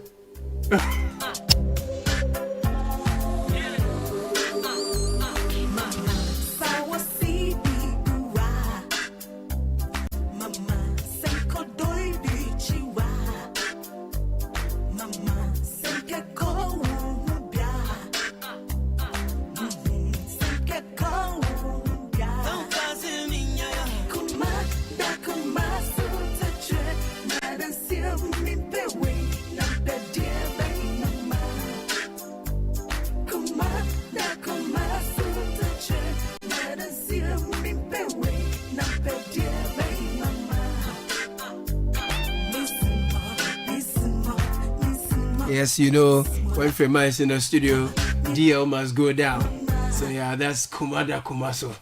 Miss Frames. Mr. Kuda. Yes, so thank you for joining us with your glory and your sauce. No, it's always a pleasure. Yes. And I always feel very privileged to be hosted by the, can I use gallant? Or is a preserve of, anyway. Okay. So thank you very much for having me. Thank you. Thank you for passing through. Frema Dunyame, our head of events and partnerships. Always great talking to her. So, for SME startups, research house manufacturers, all your proudly homegrown brands and solutions are all coming together, converging at the Efua Sutherland Children's Park for the This is Ghana Exhibition 2025, where we show the best of Ghana to the rest of the world. Saturday 6th to Sunday 7th September. Bring the entire family. There's something for everyone. 0205 973 973 is the number. We'll bring you tech and social media trends very shortly.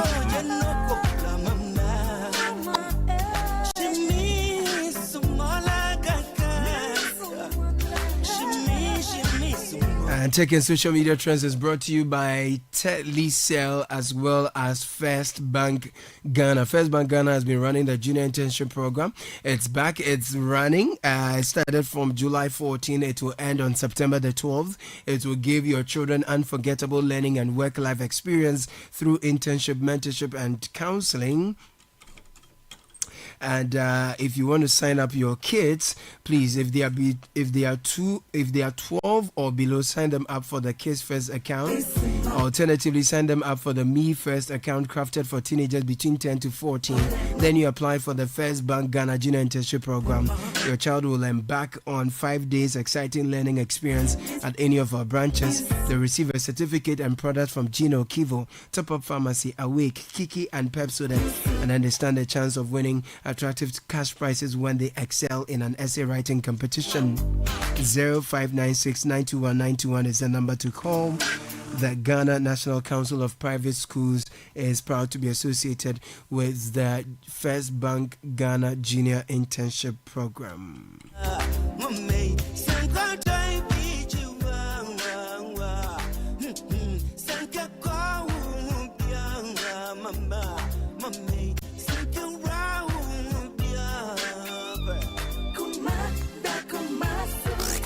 Unleashing the power of relevant radio. This is Citi 97.3. When Godfred wears his spectacles, he's staring on his laptop. You know there's so much running, a lot to unpack. What's in that trends this morning, Godfred? Yes, in my own curated trends list. I am indicating this from the sanction you. I'm writing a memo to you. Why? You are recalibrating the whole thing in your own image. Please. What I see here is what I read. Anyway, good morning and welcome to Tech and Social Media Trends. So there's a lot of football because there has been a lot of there was a big game last night, Liverpool against Newcastle. Exciting game. Ghanaians are talking about it. So Newcastle is trending. Konate, the centre back of Liverpool, is trending because he didn't play too well. But Amorim out is trending. So the Western United fans I have. What has it done? It's too early to be calling them. People should calm down. People should calm down. You know, people should calm down about this. Rio Ngumuha is also trending, the young man who scored the winning goal. So yeah, just basically a lot of football trends this morning. Ghanaians like their football. But quickly, let's go to the markets to see what's happening in proper tech news. And your good friend Donatus is threatening sanctions against the EU because of the passage and implementation of the EU's tech law. It's called the Digital Services Act. And the US is saying that it stifles free speech because apparently it's going to add cost to the operations of US tech companies. And Donatus Trumpus, aka Donald Trump, says that he's going to look into this matter because you cannot impact U.S. companies in that way. Yeah. And there might be blowback in the form of visa restrictions on the countries and officials that are responsible for sponsoring this Digital Services Act. The EU has refused to comment at this moment, but they are saying, look, the law is the law. Yeah. And so they move on with it, and they say that the freedom of expression is a fundamental right in the EU, and it lies at the heart of this particular law. So the Digital Services Act, one of these days we will try and get into it. But basically, the law is meant to make the online environment safer by compelling tech giants to do more to tackle illegal content. That includes hate speech and child sexual abuse material. Misinformation. Yes. So the US and this president says, yeah. You know, they've been about taking that. on the UK too over similar issues having to do with, free speech and related matters. But I mean, the position is clear that there's nothing like free speech in the true sense of the word. There must be responsible speech. If you go online, you must know what you're talking about. A majority of the times, you have some people not doing the right thing, and then the tech companies are not doing anything to moderate those.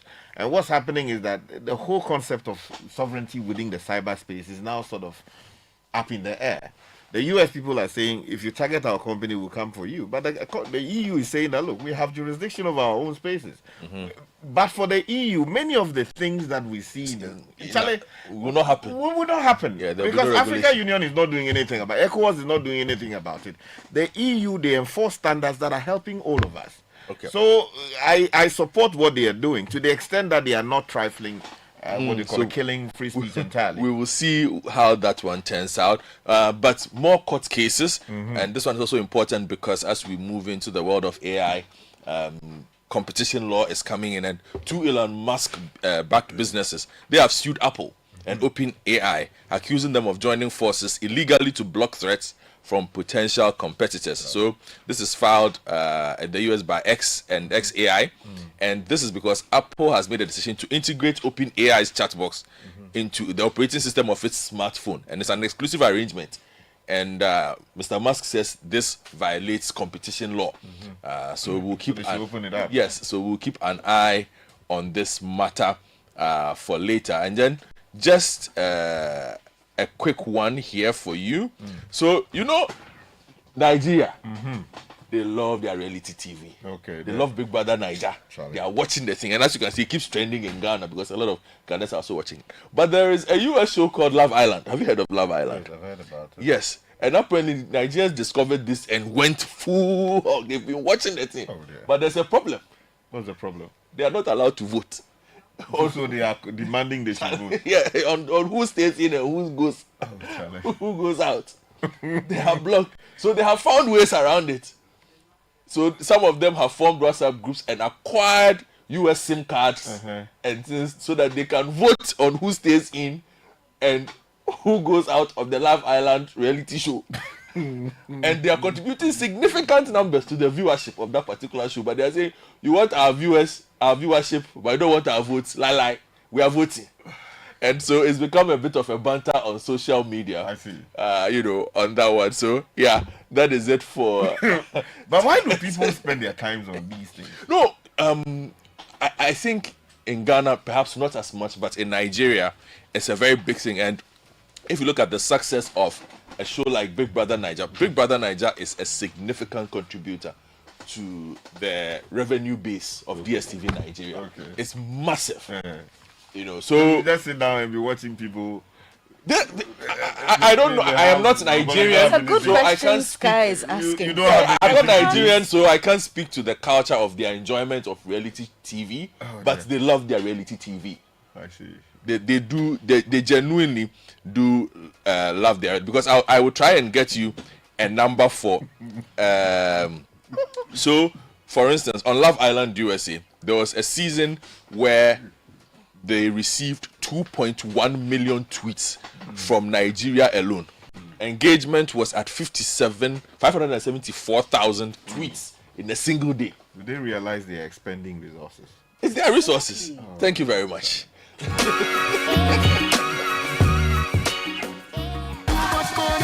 The There is small money, there is big money, and there is too much money. Telecel Too Much Money promo is here. Dial *500# to opt in. In the Telecel Too Much Money promo, you can win 100 Ghana cedis cash in the daily draws, 20,000 Ghana cedis in the weekly draws, and 1.2 million Ghana cedis in the grand draw. That's 1.2 million Ghana cedis. Simply reload airtime to earn points to stand a chance to win. Dial *500# or visit the Telecel Play app to opt in now for the Telecel Too Much Money promo. Terms and conditions apply. Telecel, connecting energies. This promo is regulated by the NLA on the Caritas Lottery platform.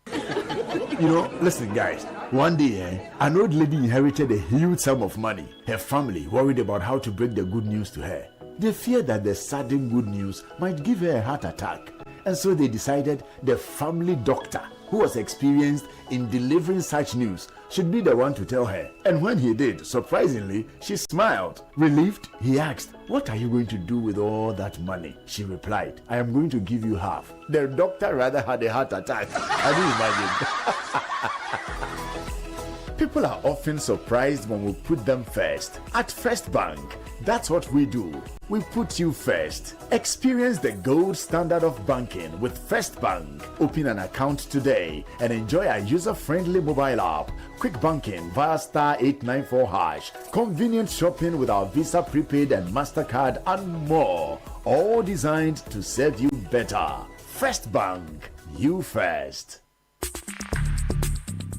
Join the conversation on the City Breakfast Show on Facebook at facebook.com/City97.3, Twitter at twitter.com/City973, and Instagram at instagram.com/City973 with the hashtag CityCBS.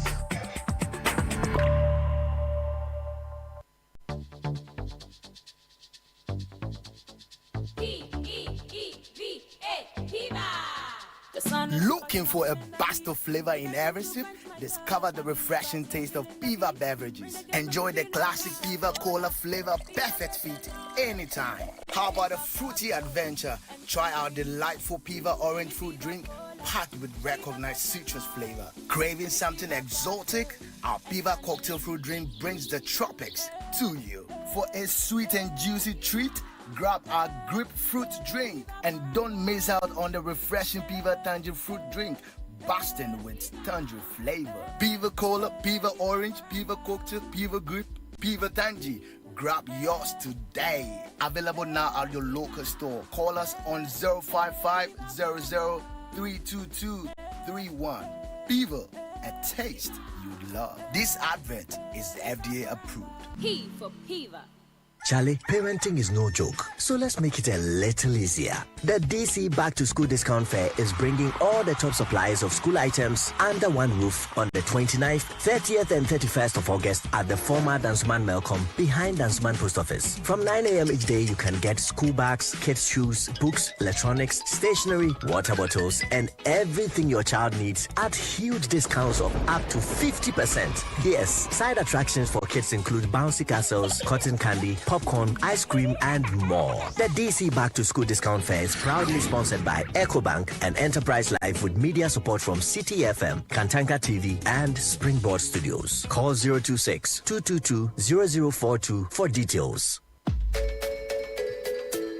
When the pain is too much, don't know what else to do. So rapping all, we'll take the pain away. Rapping all,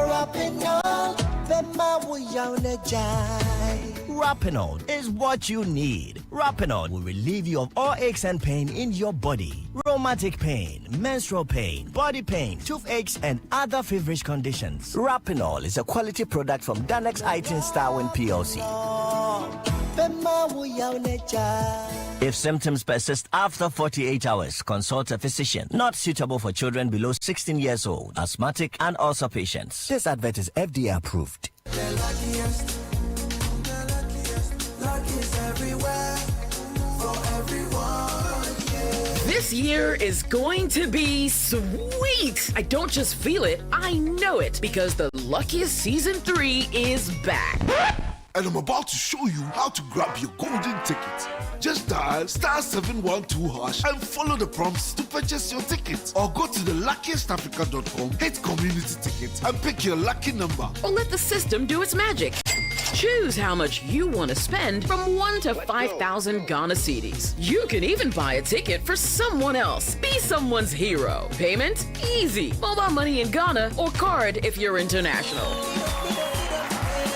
One ticket can turn 1 CD into 500 times more. That's maths we love. Or your community could win 10 times more. So let's get lucky together because luck is everywhere. Play responsibly, not for persons under 18 years. This promotion is regulated by the NLA on the Caritas platform. This is the Citi Breakfast Show, the city's biggest conversation. The Citi Breakfast Show. Rise above the noise.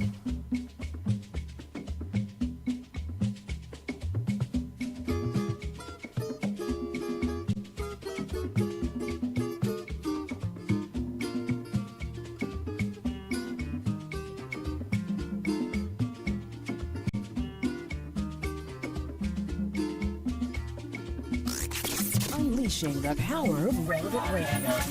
This is Citi 97.3.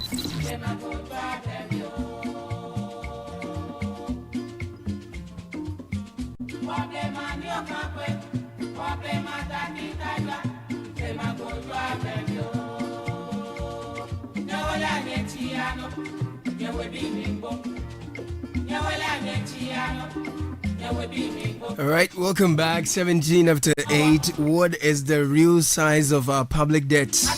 It's a big conversation. Auditor General reports that our public debt is over 800 billion Ghana cedis, 861 billion Ghana cedis.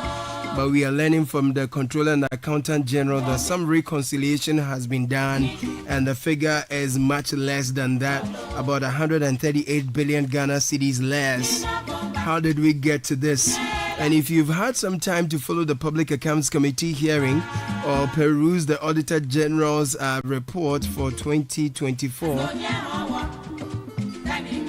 you will discover some huge irregularities. In fact, I asked ChatGPT whether... No, this is Meta. AI. I'm confusing the two and Sky. Yeah, see what you want to say. I'm confusing the two, yeah. But basically, asked whether irregularities in payments in the public sector has increased.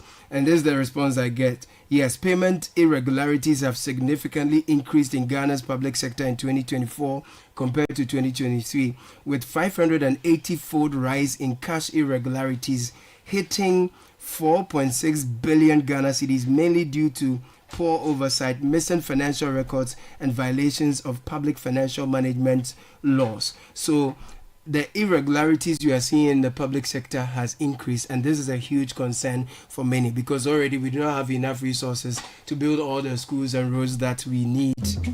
So how come we are paying so much in the public sector and losing so much to irregularities? We'll be speaking to the Controller and Accountant General shortly to get some clarity on that.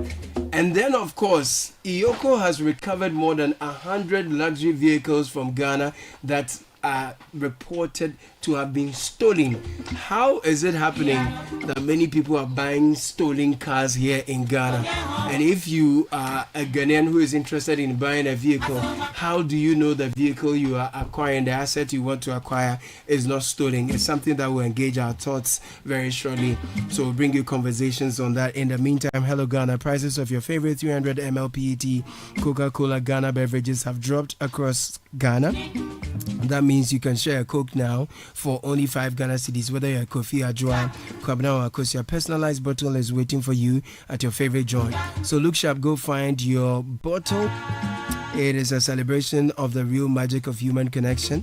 It's more than a bottle, yeah? So go on, share moments, share smiles, share Coke now for less. And if you're looking for a loan, Solace Finance provides fast, flexible microfinance, micro loans and asset financing, perfect for entrepreneurs and salaried workers. Terms and conditions apply. So download the Solace Finance app and enjoy the magic of sending money instantly, bank or mobile money with no stress. Pay your ECG light bills, DSTV, GoTV. All done will be done in seconds. Buy airtime or load your internet bundles faster than you can blink. With Solace Finance, every city you save stays exactly where it should. So don't wait. Join thousands who have made smart financial choices by joining Solace Finance. Download the app, Solace Finance app, from the Google Play or Apple App Store.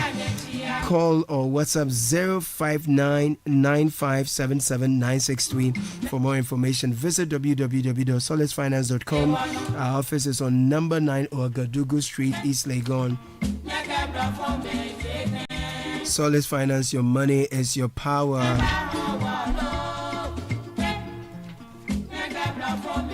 And life is full of surprises. When the unexpected happens, you need support that is convenient and fast. With over 180 years of expertise, Old Mutual understands that, and that's why we always come to your rescue. You can make claims of up to 3,000 Ghana cedis instantly on all your savings policies. No long waits, no paperwork, simply claims paid instantly. So call Old Mutual today on 030-7600 or visit oldmutual.com. WhatsApp 050-833-3537. Old Mutual, do great things every day. So who do we have joining us on the line? Kwesi J is a controller and accountant general. He joins us to provide some clarity on the issues that have come to our attention. Good morning, sir. Thank you for joining us. Hello. Yes, sir. Good morning to you, and thank you for joining us on the show today. You're welcome. Thank you too. Great. First of all, we are seeing an increase in irregularities from 2023 to 2024, and it's pretty much concerning.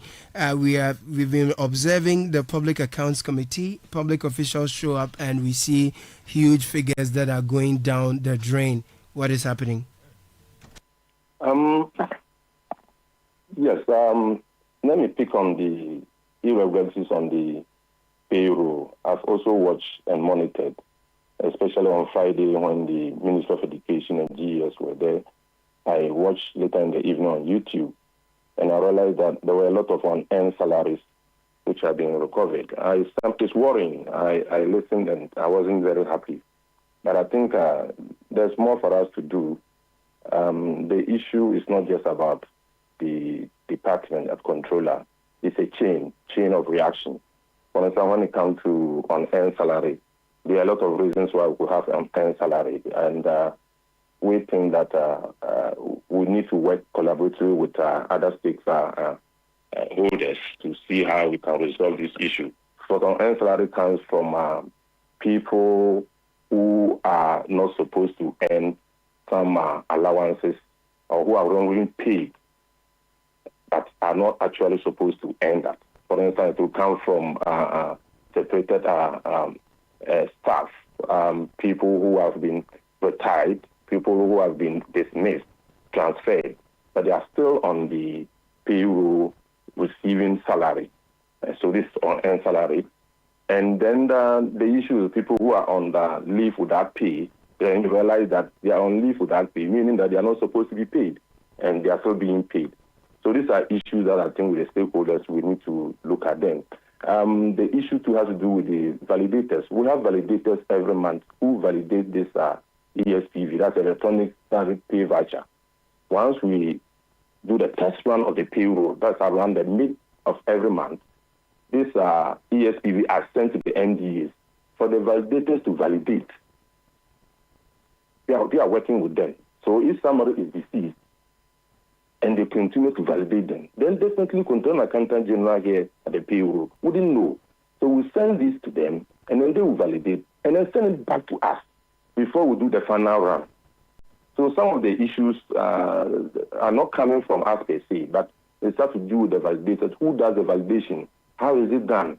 The person has been dismissed, but then if the person is on your staff and you keep on validating, then it will be very difficult for us to as controllers to detect and stop this salary. So it's something that I think as stakeholders we need to engage and then find out how this is done.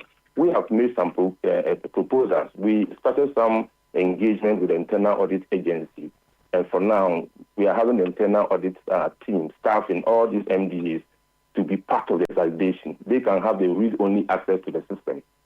So once the validators, the HR team validates, then there's internal audit staff who then goes over and see that the validation has been done properly. We are trying to put in more internal controls, but it's a worrying situation, and I realize that it looks as if once the on-end salaries have been recovered and paid, we take, and it's like we are happy. But I don't think that is enough. Yes, we have recovered the money, but then we need to go back down to the root cause. Who caused it? Who validated it? Who processed it? For instance, if it's an allowance that the person is not entitled to, then who processed it for it to be paid at Control Accountant General? Who validated it at the personnel processing section at the MDAs? And this is what we want to go beyond just recovery and then go deep into the whole process. Because this is a software, it's an Oracle-based software, we can track. So actually on Friday, I requested for a copy of the audit report of the Ghana Education Service. Yesterday, I have a copy now. We are going to look at the report, see through all the staff that the on-end salary were recovered from them. We have the staff ID. We interrogate our system. We go into the system and then find out that at this particular time, who processed and paid allowances to these people. So these are what we are doing. We are collaborating with the Office of the Special Prosecutor. They started something, and then we'll continue to give them this information to do this investigation to just get rid of these people who are validating and processing for allowances that are not right. Thank you. Right. So I get your point that some of the irregularities are as a result of validators who are conniving with some of the perpetrators to, as it were, undermine the system because you have some internal controls. But if I'm looking at a summary of the financial irregularities for 2024, there is tax irregularities, cash debts, loans, and advance irregularities, payroll, stores, rent, contract, etc. All of that comes to about 2 billion plus. If we are losing such huge amounts which could build our roads, our schools, our hospitals, then your internal controls are weak, wouldn't you say? Thank you. Let me clarify something. I didn't say that the validators are conniving. It could be a mistake. I mean, we don't know, but I'm not saying that they are conniving. But part of the problem, for instance, if you're a validator and somebody is deceased, maybe the person doesn't know, but we expect that if you work in an organization and somebody is deceased, the organization will be the first point of contact where the families of the deceased will actually communicate that to you. We expect that they should be able to delete such names from the list of validators. On that issue of the general irregularities, I think it's a worrying situation, even though from the numbers previously, I think it's actually gone down, but it's not the best. We as Controller Accountant General, we are going to strengthen our team. We have accountants in our staff in all these MDAs, and we make sure that they also go strictly according to the rules, because especially when it comes to the procurement irregularities, the law makes it clear. It gives the threshold of the spending officers, it gives the threshold of the entity tender committee, and then what will go to central. So these are some of the things that I think it's not just about Controller Accountant General, but these are some of the things that I think we should all look at. The procurement officer, when you are procuring, you should know that this threshold, this amount goes beyond the threshold of the spending officer. If it is 100,000 and it's above 100,000, of course, it should have to go to ETC. I think these are things that we have to also look at. And then when it comes to advances, yes, people have been advanced salaries and they are not being deducted. Of course, as Controller Accountant General, as I said, we are here. If you get such information, definitely we'll go ahead and start deducting from their salaries. I think generally we need to work very hard as a country to make sure that all these infractions are reduced. Right. But gradually, I think, yes. Now, beyond the refunds, sir, What do we do to ensure that those who are engaged in this are punished? Because if you engage in processing of allowances, several hundreds of thousands of CDs are misappropriated or irregularly misappropriated. People can invest these amounts, make so much money. A year later, we find them and ask them to refund. Is that punitive enough? No, it's not punitive enough. As I said, Friday when I listened to the Minister of Education at PSC, I have requested for the entire audit report for the MDAs. And then I have given it to my team. We are going to tease out those who have received unearned salary, even though they have recovered. But then once we have their names and we have their staff ID, we can then interrogate our system and find out which of our staff process such unearned salaries. If it has to do with the MDAs, the validators, we will get their names. And then, as I said, we are collaborating with the OSP. We've already given some information to them. But once we are done with this comprehensive work, we will have a lot.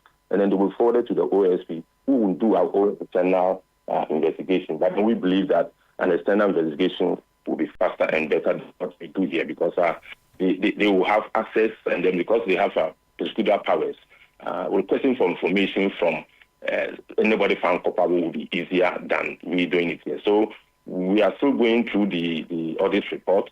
We are going to tease out all the individuals who have received unearned salary, who have received any money that shouldn't go to them.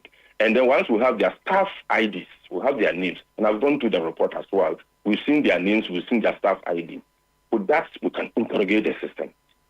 And then with the validators, we've got a copy of a report from the Auditor General. We are also going to go through to see who validated the illegal, the staff who are not supposed to be. If somebody is deceased and you are a validator and you are aware that the person is deceased and you go ahead to validate, then that person will be held responsible. Right. So it's going to be a whole, yes, that's what we are going to do now. We're not just to recover and be happy that, we've recovered 1 million from unearned salary. That is not enough. It's not about the money, but we need to get to the root cause of the problem. And prosecute the offending officials? Yes, of course. Once it's going to be handled, we don't have prosecutorial powers, but once it's going to be handled by the OSP, definitely they will be prosecuted. Right. The OSP will not investigate and find them culpable and wait. Definitely they will be prosecuted. Right. We need to do that too. Mm-hmm. Well noted. Let's turn our attention to the Auditor General's report that revealed that our public debt stood at 861.4 billion Ghana cedis. We understand some reconciliation has been done, and it turns out it was overstated by about 138.9 billion Ghana cedis. What are the facts here that we should know? Some clarity will help. Yes, let me correct. The 138 billion overstatement wasn't after the reconciliation. This one came up before the reconciliation. What happens is that because of the adoption of kickoff, we have to prepare accounts on the 3 levels of government. So we have the local government, which has to do with the MMDAs. You have to prepare accounts for the central government, and then that's for the SOEs. So when it comes to the debt figure, definitely the central government has its own figure. Central government figure includes all the loans that the government as a central body has, all the loans that the government has entered into. And then that was the guaranteed SOEs. There are some SOEs who have gone for loans, but then government has guaranteed for them. So when you are looking at the government debt stock, we need to add that to the government debt stock. And then the SOEs, we have unguaranteed SOEs loans. So some SOEs, on their own strength of their balance sheet, have been able to contract loans. In that case, it won't be part of the central government loan stock, because they are paying unless they default. If they default, then the government has to make a provision and then pay it off. Then it becomes part of the government's debt stock. So when we prepare the whole of government accounts, we had that the figure for central government plus the guaranteed SOEs, and then we had a figure for the unguaranteed SOEs. And then if you sum these two up, that gives you the total for the whole of government accounts. So for the central government and then the guaranteed SOEs, we have 711.4 billion. And that is what we came out from the books. And then the SOEs, we had about 141 billion. And when we add the two, that gives you the 861.4 billion. And this is what we presented in our report, and this is what we gave to the Auditor General to be audited. What happened was this. Because the unguaranteed SOEs wasn't part of the central government debt stock, the Auditor General requested for the debt stock of central government from the Ministry of Finance. And definitely the figure they got excluded the unguaranteed SOEs, which was 149 billion. And I think, I don't know what happened, and once they compare that figure with the whole of government, which is the 861, the difference, I don't know, but came out that we have overstated the debt stock by 138 billion Ghana cedis. It came up, we met them, and then upon reconciliation, they realized that our figure of 711 for central government was right, and then this 861 for whole of government was also right. So far as we are concerned, we haven't changed any figure in our accounts. We still maintain the 711.4 billion as the loan stock for central government and the guaranteed SOEs, and we still maintain the 861.4 billion as the debt stock for whole of government accounts. So I think it had to do with some few reconciliation. But the reconciliation came out and didn't change the figures. And they accepted that, yes, the figures that we have in the accounts should remain in the accounts. And they are the right figures for, at the end of 31st December 2024, the loan stock for the Republic of Ghana. Right. Thank you very much. We'll leave that here. Thanks for talking to us and bringing clarity to the issue here. Kwesi Ajay is the Controller and Accountant General, bringing us some information on earlier reports from the Auditor General's report that debt, public debt stands at 861 billion Ghana cedis. Yes, Sky, on that. I just want to make a quick comment regarding the fact that as a country we still appear not to know when our citizens have passed on to join the majority. It's a difficult one that sometimes you have family members of the deceased. You know that your uncle is a teacher. You know that your uncle passed on 2 months ago. You know that you have since buried your uncle. You know that by reason of his death and burial, ideally he should no longer be on the public payroll. As a dutiful citizen, you should ideally approach the Ghana Education Service to properly notify the Ghana Education Service that, my uncle or my son or my daughter who used to be a teacher working with it so school has passed. But Sky, one that is good. Don't the employers also get to know that the person? No, I'll come there. Yeah, I'll come there. So that then the right processes can be engaged, protocols can be engaged, so that the person's name can be taken off the public payroll. The truth, however, is that in some cases, what you find is that people decide, families decide that, look, we don't want to pursue this. We want to work in collusion with some people within the system to continue to draw the salary for some time. Before eventually, if the system becomes aware, something is done about it. This is happening. This is happening because, I've had to deal with a situation like that. And I said, no, hey, come on, go and because someone in the system was making the offer. That, don't worry about this. This one, we, at least let's withdraw the salaries more towards the end of the year, then a declaration can be made. Then you ask yourself, no, if this is happening, why are people allowing it? Because when the salary is drawn, the person who is facilitating the process gets to keep a percentage of it. And then you, the people in the family who are, are equally corrupt, you also get to benefit. We can't build a country like that. It's so corrupt, even using the debt to pursue our corrupt gains. Because they believe that, look, we have to rip off the system. The other side of it is the state's own failure to know or put in place measures to regulate or to impose obligations that you should report things like that. I mean, if we have a complete and a reliable registry of births and deaths in our country. Yeah. Ideally, these are matters that should come to the attention of the state, right? That, oh, so and so person passed on at this hospital, right? Yeah. So that the system is immediately, the process is triggered because that hospital would have recorded that fact in a particular national registry, which the births and deaths registry will query and validate. You understand? Or if the person died at home, of course, sometimes, you have traditional ways of preserving the body until burial. Yeah. But even that, if we have a reliable system in place, then the system will trigger itself. Automatically. The person who is, we license people to do the traditional way of preserving people, the dead, so that person is required under the law to make a report. The hospital morgue, or the morgues where the people are kept, there will be a requirement that the system be informed of the passing of a particular person, so that regular updates would ensure that, okay, that person is a teacher in this particular school or is a nurse in this particular hospital, so that you can trigger the processes correctly and notify the controller and accountant general.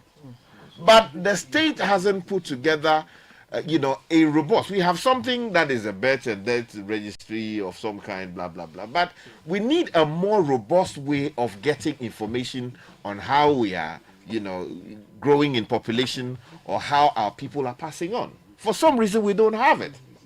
So we are still appealing to the good conscience of people to now come and inform us of the passing of this person and all of that. And where you have people in the system who are benefiting from this rot, you cannot achieve much. So it is important that the government of the Republic, working with the right agencies, we have the National Identification Authority. There must be thorough collaboration with the births and deaths registry. And I believe that there should be a positive duty imposed by law. I like the fact that that if a person, passes in your hospital, there's a registry in which you must put that fact. If a person passes and you are called as an attendant traditionally to come and preserve the body, there is a positive duty imposed by law that you should make that complaint or you should notify the appropriate agency. You understand? Things like that will help reduce the rot we continue to see. Because every time ghost names, then you hear that, oh, we have removed 10,000 ghost names, yet you still have 100,000 more. I mean, how much can the Office of the Special Prosecutor do? He is not everywhere. And so if people are not positively reporting these things, it will be impossible to deal with it. So I think it's about time. I know that there are some obligations imposed by some laws here and there, but we need a more forward-looking requirement that positive reports should be made, because positive duty imposed, so that you can. If anyone has colluded or connived with anyone to rip up the state in this reckless manner, the people should be sacked. Beyond refunding, they should be sacked completely. Prosecute. In fact, arrest him. Remove him from the money and then prosecute him. Because already we don't have enough money to do all the developmental agenda, to prosecute the developmental agenda that we have ahead of us. Then you are using dead people, using coniferous means to rob the state. I don't think that's proper. And you see, I do not think that's right. And it's not just about the departed. It's also about people who are alive, kicking, who have moved on from their current responsibilities, probably working in the private sector, or have traveled outside the country. But are still drawing salaries from the state. And you have supervisors who ought to know better, right? Supervising this. Look, we have a comprehensive database that has, the passport details of all Ghanaians who have valid passports, right?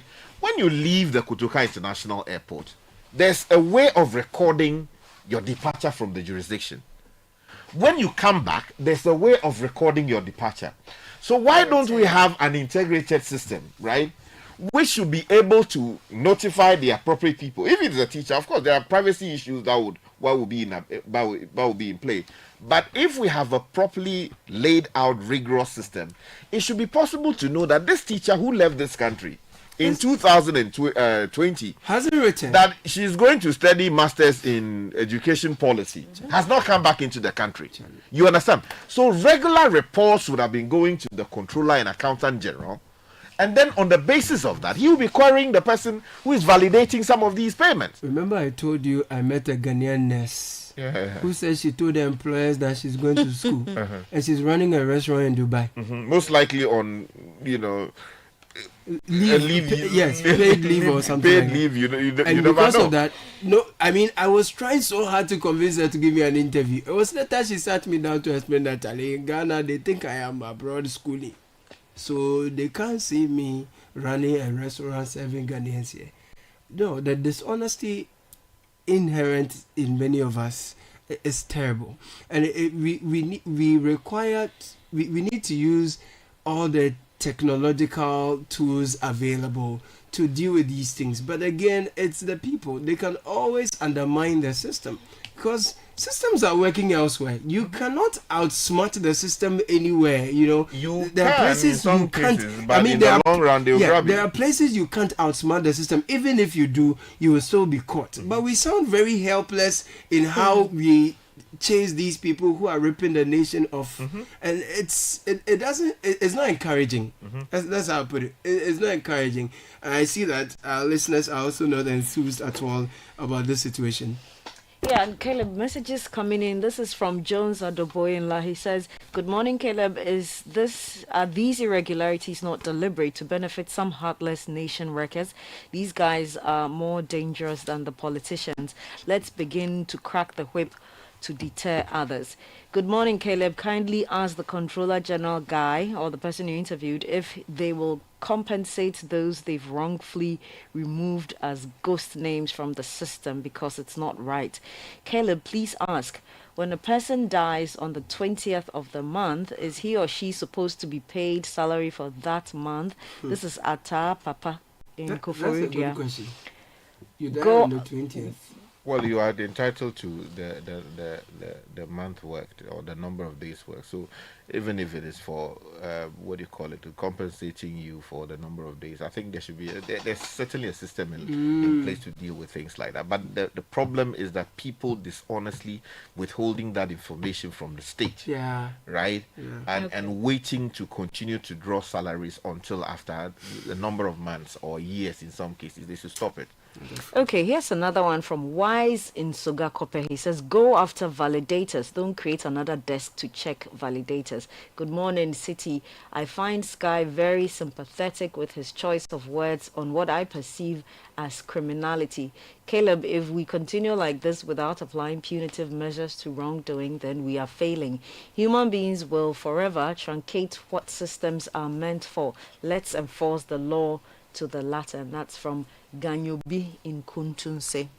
I'm not so sure about the sympathetic. I don't know. I'm not so sure. I mean, it's just. I think maybe what he meant is that you were being charitable with your choice of words. But because if you look at the amounts we have lost to financial irregularities for 2024 alone, put together, we have lost 2,055,947. No, I'm not even reading right. 2,055,000,000 970,878. Yes, that's an accurate way to represent it.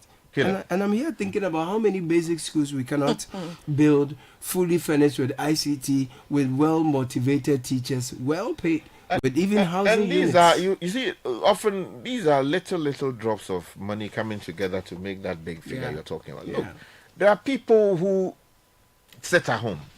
Money is meant to be given to people who attended a particular conference, right? They did not go to the conference, or maybe they are attending a lecture somewhere. Yet, the person who is supposed to be the accountant sharing the money, records you as having attended, because he knows that, you will get some at the end of the day. Because we don't have a proper way of validating things like this. Look, I don't know how to do it, but I'm frustrated with this particular and thing. We are relying on their honesty, and when they decide not to be honest because of their own benefits, then the state suffers. We need to seriously recalibrate the system. We have the system in place. These the Ghana cards of this world. Yes. We say we want to use it to validate people's presence as sites. Why is it that the state is not insisting on their use? Right? Why is it that we are not insisting on it? It would appear people who are benefiting from the system are not collaborating to make it work. Look, I want to squeeze in some time to draw attention to this stolen vehicles thing. 100 stolen vehicles have been... Just before that, yes. I am also learning that there is an NIA biometric verification system as the Controller and Accountant General's Department, but it has not been implemented. Why? That is the information that I'm getting. So, if the controller, with the greatest respect, comes to us and is complaining that there are people validating blah blah blah, the question is, are we engaging the processes, the systems? Because we have a robust solution built locally, built on the basis of local, creativity. We need to use the systems to deal with the problem. Because if you don't use these systems, as for the system is the system. You can't go and bribe the system to work in a particular way for you. If you tweak or you use fraudulent means of getting access to the system, there is always an electronic trail. So some way, somehow, we can grab you. So the question is, if there is that system indeed, and I'm getting this on authority, why is it that we are not using the system? It has not been engaged. Yes. Why are we not engaging it? Because we are not talking about small money. These are the monies that we would have spent on building new hospitals, the roads that are necessary, the importation of the drugs that we need in this country in order to keep our people healthy, to build a market. Including the loans we go and take. Exactly. So we go collect the loans, and spend them on things that we should not be spending them on. It can't work. Technology is providing solutions in other countries, but some way, somehow, in Ghana, we contract the technology and then we put it aside and then do things the old way. And I mean, how can we make progress like that? At cutthroat prices too. These technology softwares we buy, they cost so much to acquire, cost so much to maintain. We undermine them in order to pursue our own selfish gains. Caleb, I'm following the discussion Richmond last says, and he says, look, until government makes a conscious effort to engage directly in the provision of appropriate housing for workers at a far cheaper rent than the fleecing rent of the capitalists in the system, people will always look for such means to satisfy their fundamental biological requirements for survival. The entire system is very sick due to government inertia regarding accommodation. So Richmond places all this at the feet of the accommodation challenge we have, and how people must struggle to cough up enough for Necessity 2 years has never been a defense for criminality. Exactly. Certainly not. If that were the case, all of us would have one good reason for the other to commit one crime. Engage in some criminal It is wrong. It is wrong. We all face resource challenges here and there, but you can't go and hold a gun to somebody and force the person to give you his belongings merely because you say that you are hungry. No, that one it's not a defense in law. Great. If you have engaged in criminal conduct, you must be found and dealt with. But what we are saying is that it would seem that there are systems built here locally to deal with challenges like that. It is important that members of parliament ask the right questions. The chief of staff, he should be looking at these reports and raising questions that we say we want to research this country. Is there a system indeed at the Controller and Accountant General's Department which would have helped us to deal with this particular problem? Let's summon the Auditor General. Let's see him give us a presentation on how long they have contracted this system, how they have used it thus far, what progress have been made, if there is no progress, why? Critical questions should be asked. And this whole idea that, you don't want to disturb the system. If you do that, there are people who will not be happy, and there are political party people involved. Look, we can't build a country with this kind of attitude. So that by 2026, if we are looking at the 2025 Auditor General's Department, you must see 50% reduction, 60%. Yes, exactly. Of course, you can't have 100%. It is impossible because there are remote parts of this country, and sometimes people just delay in so many ways. So you can cut those some slack. Yes. But the fact that you continue to see an increase, we are not talking about a reduction, an increase. And technology is sitting down there. We are paying for it, or you have paid for it. and you are not using it, we are told, there is something certainly wrong somewhere. Let's rope in a few more comments from and just to add yes, that this really stinks, and increasingly, I mean, I agree with Sky talking about the technological advancement being put in place and why we're not using them. Once there's culpability, the expectation is that there will be prosecution, investigation and prosecution. But what we see is impunity. These reports come out, we have good conversations, explanations are given, assurances are given, the next day and we nothing move on. happens. Nobody is held accountable. Nobody is put on trial for some of these so-called irregularities. Nobody is convicted of any such, offense. And it increases, the lack of faith and trust that we have in the state.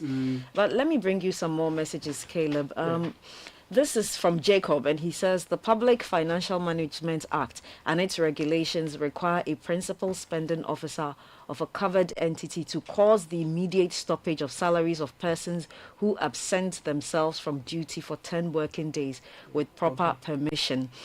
Yeah, but the person who is supposed to be paused the salary, where he is he's colluding with the person who is not working, they will continue to pay the salary. We have That's the where laws, the problem we have is. the technologies, the You have the enforcement. technology, yes. So here's another message. Good morning, City. Technology system or technological systems could help significantly in removing dead persons from the payroll. As a periodic facial recognition that automatically recognizes the person and recognition of where the scan was last taken should be linked. Another person says, KK, please, who validates the validator? Very That's important Collins question. inside Sakumono. Here's another one. Caleb, the validators are the real issue. Validation is done monthly. How do you validate someone who has not been coming to work? That's a good one. Yeah. So it's a problem, but we're expecting that the research that was promised will be manifest in this area of our economic lives as well, because it's important that the year on year we fail to meet our revenue targets. We keep going for loans to augment our budgets. The little we raise, we cannot dissipate them in such wanton manner when a few people are taking advantage of the little resources we have. Our president is in Japan with an entourage. We are talking. He's in Singapore now. He's moved to Singapore. From Japan, we are now in Singapore. All we are looking for is resources to come and inject into the economy so that life will be better for all of us. We cannot be working hard chasing investors to come and invest their money in here, whereas the revenue we generate, public sector, a few unscrupulous persons within the public sector will continue to sip out the resources that we are able to generate. What happens if we do not nip this in the bud is that a lot more people will see it as a lucrative means of making money. If you don't punish the bad nuts, they inspire others to take up the bad behavior. And that's what you want to avoid by all means. You know, in this day and age, I believe strongly that it is possible to develop a universal public clock in and clock out system, right? So that it would be a simple device, maybe with biometric verification, Devices, protocols, yes. So that in every single public hospital, in every public school, in every public office, right? When you are a public officer, you are a civil servant, you go to work. You are supposed to report at 8. You go there, you put your finger in there. Yes. You are verified as having come to work that day. You clock in. And then you clock in. And at a particular, it may not have to be, if it becomes structured, people know that, okay, you go out, you come clock in, and then you run away when it's time to clock. So you can do it randomly. But at some point, it should happen, the clock in and the clocking out should happen during the day, right? So that data is collected, whether at the regional level, the municipal level, or the national level. And so that we can process it properly and query the system against the people who are making claims for salaries. It is possible to do that. How many people are we? We are about 30 million people. 35 right? now. How many of that? We have very, yes, the government sector. On the public. Exactly. I don't know the exact numbers, but it is possible. We have a national database that helps us to put together a voters register. So it is possible to do this and query the system as to whether people are indeed at post. These are things that if you put people together, it is possible that they can do it. Ghanaian engineers are there in the space who can put a system like this together to help us. But we want to rely on the old way of doing things. Someone says he's a validator. But what is he doing? He's facilitating or validating criminal conduct. That's what is happening. Kaka, there's another message from Abdullah Karimu before we take a quick break. And he says most teachers, nurses, and other workers, mostly in rural areas, names are deleted from payroll by accident or lack of due diligence. It takes sometimes between 6 to 10 months or more for their names to be restored on payroll. My humble suggestions are: 1. Government controller GS use offline system to validate staff. 2. Data can later be uploaded when internet connectivity improves. 3. WhatsApp video or otherwise or another means used to validate staff and reinstate them on payroll. 4. Unannounced headcounts to eliminate ghosts from payroll. That's Abdullah Karimu. Right. Thank you for sending your message. Let me validate you. Let me validate you, all beautiful people of Ghana. If you're flying on African World Airlines, it just got better with Omni Basic Bank. Visit any of our branches near you to book and pay for your Africa World Airline tickets. You are validated like... For more information, call us on 030-708-6000, 030-708-6000 or 0800-100790. Have a beautiful day. Omni Basic Bank is not just another bank. And when you buy anything, it's got to be the very best. Diamond 42.5 hour grade cement, highest quality on the Ghanaian market. Since 2000, we've put smiles on the faces of homemakers, block makers, homeowners, block makers, etc., etc. We have rated green by the EPA. We have the 32.5 hour grade, affordable, great value for your pocket. You deserve the very best, so please go for Diamond Cement. Make it your number one in all your building needs. Locate us across the country. We are everywhere. Our factories are in Takrady, Aplau, and Buepe. 0540-111-978 is our number. Please give us a call and we are ready to have you. Diamond Cement is still as hard as a diamond. And the National Information Technology Agency, NITA, and the National ICT Regulator, which is the National ICT Regulator, an agency under the Ministry of Communication, Digital Technology and Innovations, brings to you the National ICT Week. The theme is Ghana, Africa's Digital Trade Hub, Innovation, Policy and Partnership for the Future. It's happening International Conference Center, Monday 25th to Thursday 28th August 2025, 9 a.m. to 3:30 p.m. each day. It's an event that brings you a lineup of impactful discussions, exhibitions, and engagements that highlight Ghana's leadership in digital on the continent. So join us as we connect with policymakers, industry leaders, innovators, and the public, all working together to shape the future of digital trade in Africa. We'll take a very quick break. When we are back, we have something exciting for women in businesses. Look forward to it. Unleashing the power of relevant radio. This is Citi 97.3. Luck is everywhere for everyone, yeah. The winning season is back, but this time I am collecting the wins like Jolof at a wedding. The luckiest season 3 is here. Your chance to flip your luck or maybe your bank accounts too. 2 easy ways to join. Dial *712#. Hit 1 to buy for you or 2 to gift a friend. Feeling lucky? Pick 1 for a random number or hit 2 to choose your own. Pay with mobile money. Done. You're in. Or go to theluckiestafrica.com, click community tickets, choose your number or let the system do so for you. You can buy a ticket for your boo or your favorite barber. Pay with Momo or card if you're abroad. 1 ticket could turn your 1 Ghana Cedi into 500 times more. And the whole community could win 10 times over. Dial *712# or log on. Let's get lucky together because luck is everywhere. Play responsibly. Not for persons under 18 years. This promotion is regulated by the NLA on the Caritas platform.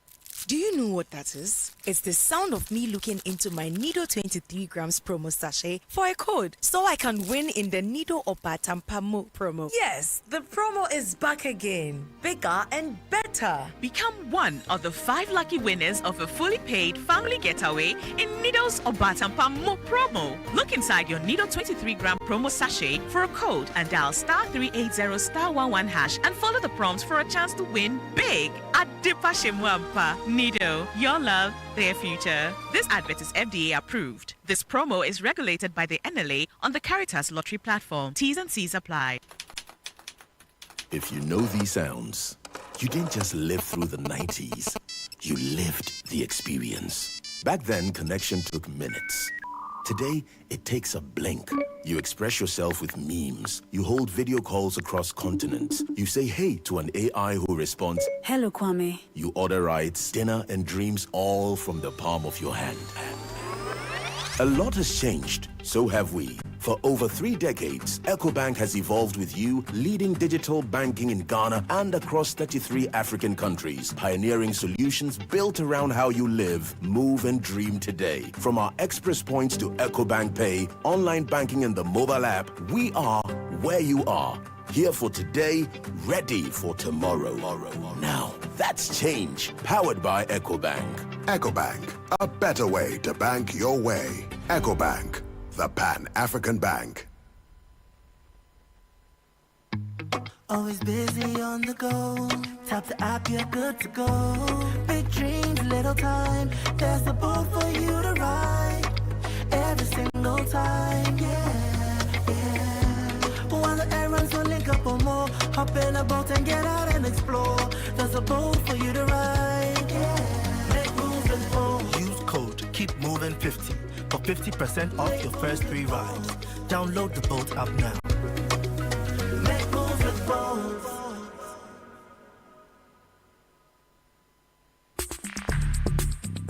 Join the conversation on the City Breakfast Show on Facebook at facebook.com/City97.3, Twitter at twitter.com/City973, and Instagram at instagram.com/City973 with the hashtag CityCBS.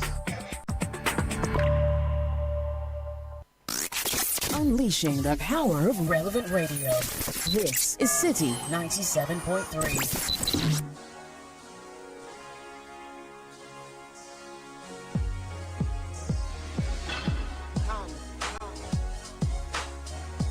It's 8:09, and we have an amazing woman in the studio, propositions manager at Absa Ghana.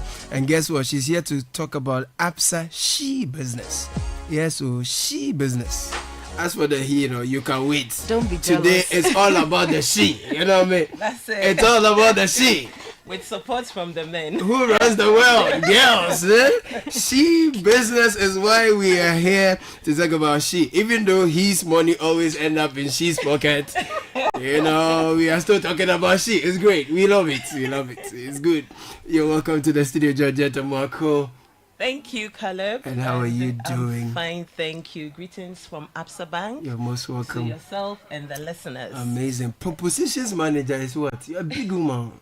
Me too that. So I support the women entrepreneurs and also startup businesses within Absa Bank or Ghana. No, it's all about the women. Yeah, not women and startup. We cut across. Okay. We complement the men. We love it. It's okay. When the women have money, it's peace of mind for us. Okay, so let's talk about the She Business, right? What is it about and why is it being launched, or why launch it now? Okay, so She Business is a refreshed women entrepreneurs product that was launched in April to support women-owned businesses, so women that have 50% shares and above in their businesses. And why we've launched it is women in Ghana fall almost or nearly about half of MSMEs. And they still have financial barriers and challenges. So we launched this product to support them change their life, and also, Caleb, to support the men, because we can't put all the burden on men. We also have to come in and compliment the men. It sounds nice. We like it. Really like it. So, I mean, it's something to support women-owned businesses. And if it's a business that has 50% shares, it's good because all the men will also find women and give them 50% shares so that they can be a part. It's not a bad idea, is it? Okay, now, of late, we hear a lot of banks say they have packages for women. They are doing this and that for women, a lot of promises for women here and there. But what makes the she business genuinely different from what's on the market? This is because of how willing we are to close the financial gap. Okay. We are not just saying it. We want to go in with them. Right. We've done this over the period with women where we are able to support them. So currently we have a very juicy package for our women-owned businesses where you can take a loan up to 10% per annum, which is 0.88% a month. Yes. That's better than many I've heard. It's the best in the country. Wow. It's the best in the country. Less than 10% per annum. Yes. Wow. And this is a collateral-free loan. So no security, and you can take up to 2 million Ghana cedis. No, you are offering people up to 2 million Ghana cedis collateral-free. Yeah. At 10%. At 10%? Yes. Wow. How accessible is that, especially for smaller businesses? But before you answer that, Kakra is here. And she is a she business affiliate as well. Kaka, have you heard about this or you've taken advantage of it already? I mean, yes, I've heard about it. I think that, as Georgette said, this is informative, research-backed decisions that they have made, and it's commendable. Listening to their clients, paying attention to, the second half of the population, I dare say. Yes.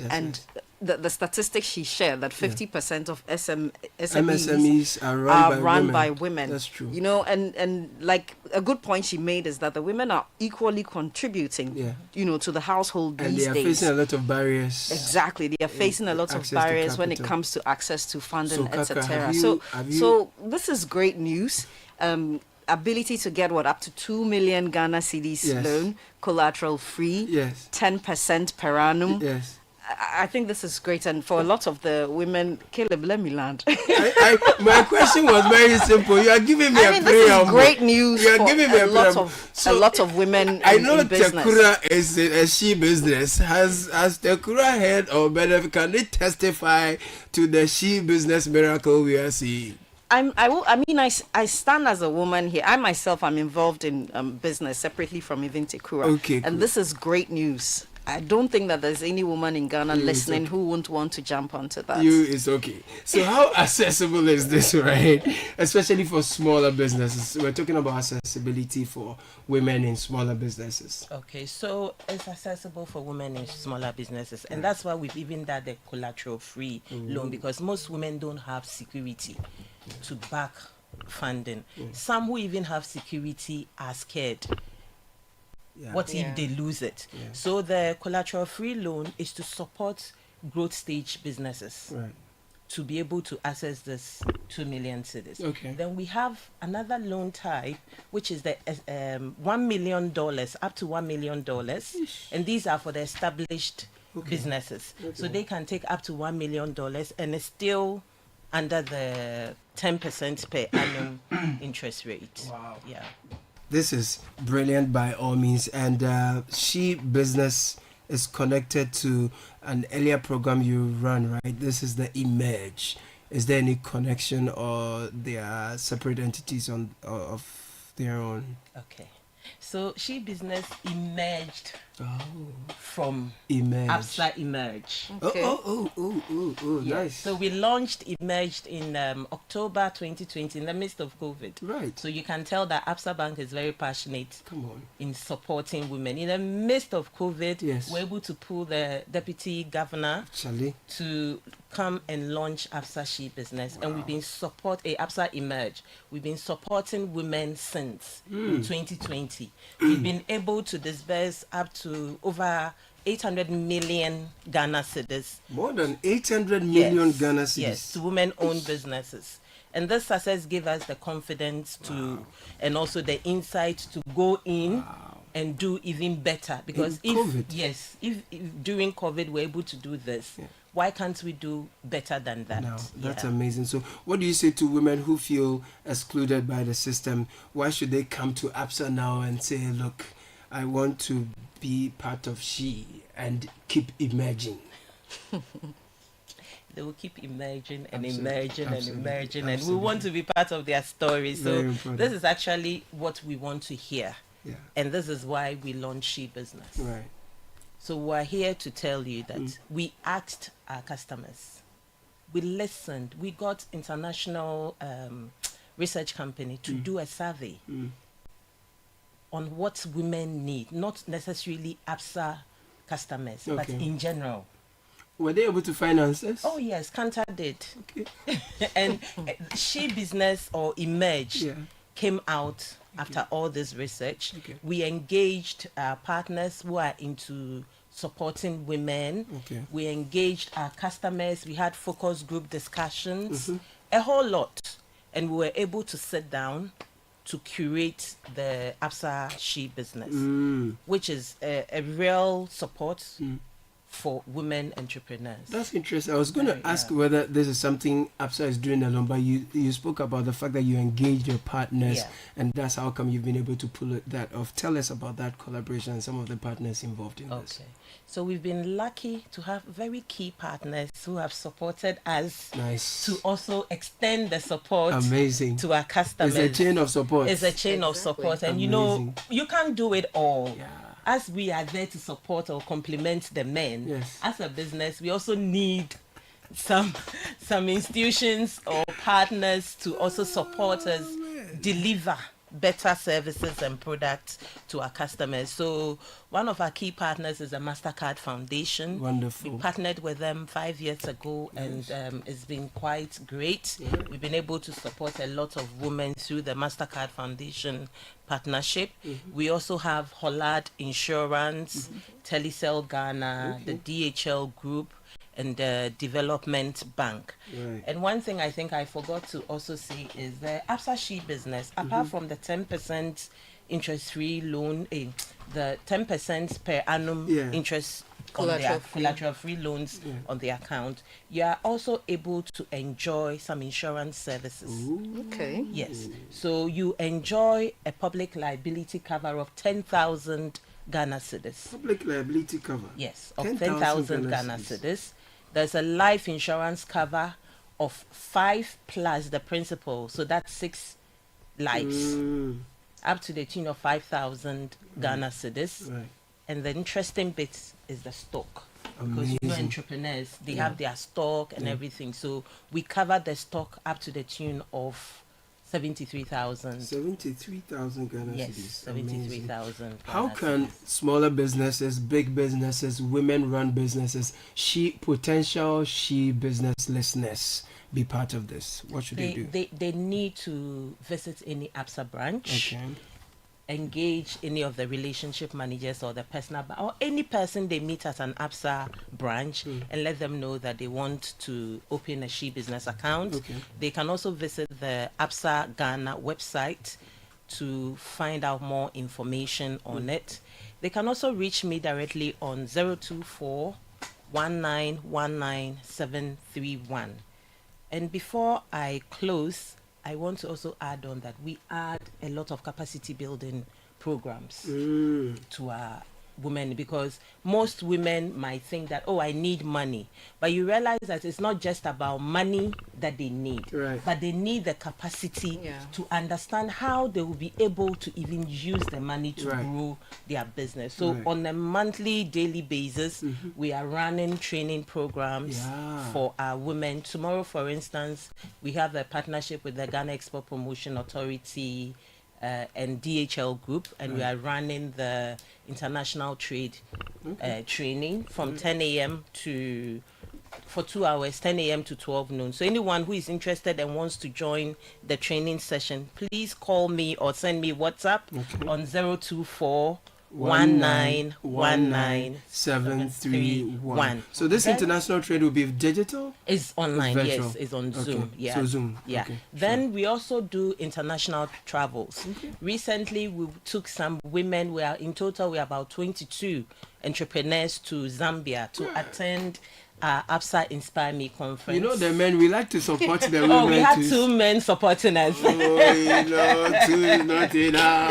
We had 2 men supporting us. So good. we're in Zambia last month where we had a women's conference. Wonderful. It's an Absa-wide women conference. Wonderful. And not just come for the conference, but come to also network with other women, hear stories. We provide capacity, and also we visit businesses within the country that we visit. So that was Zambia. Right. So we visited some of the businesses. Lupia is a fintech company owned by a lady and the husband.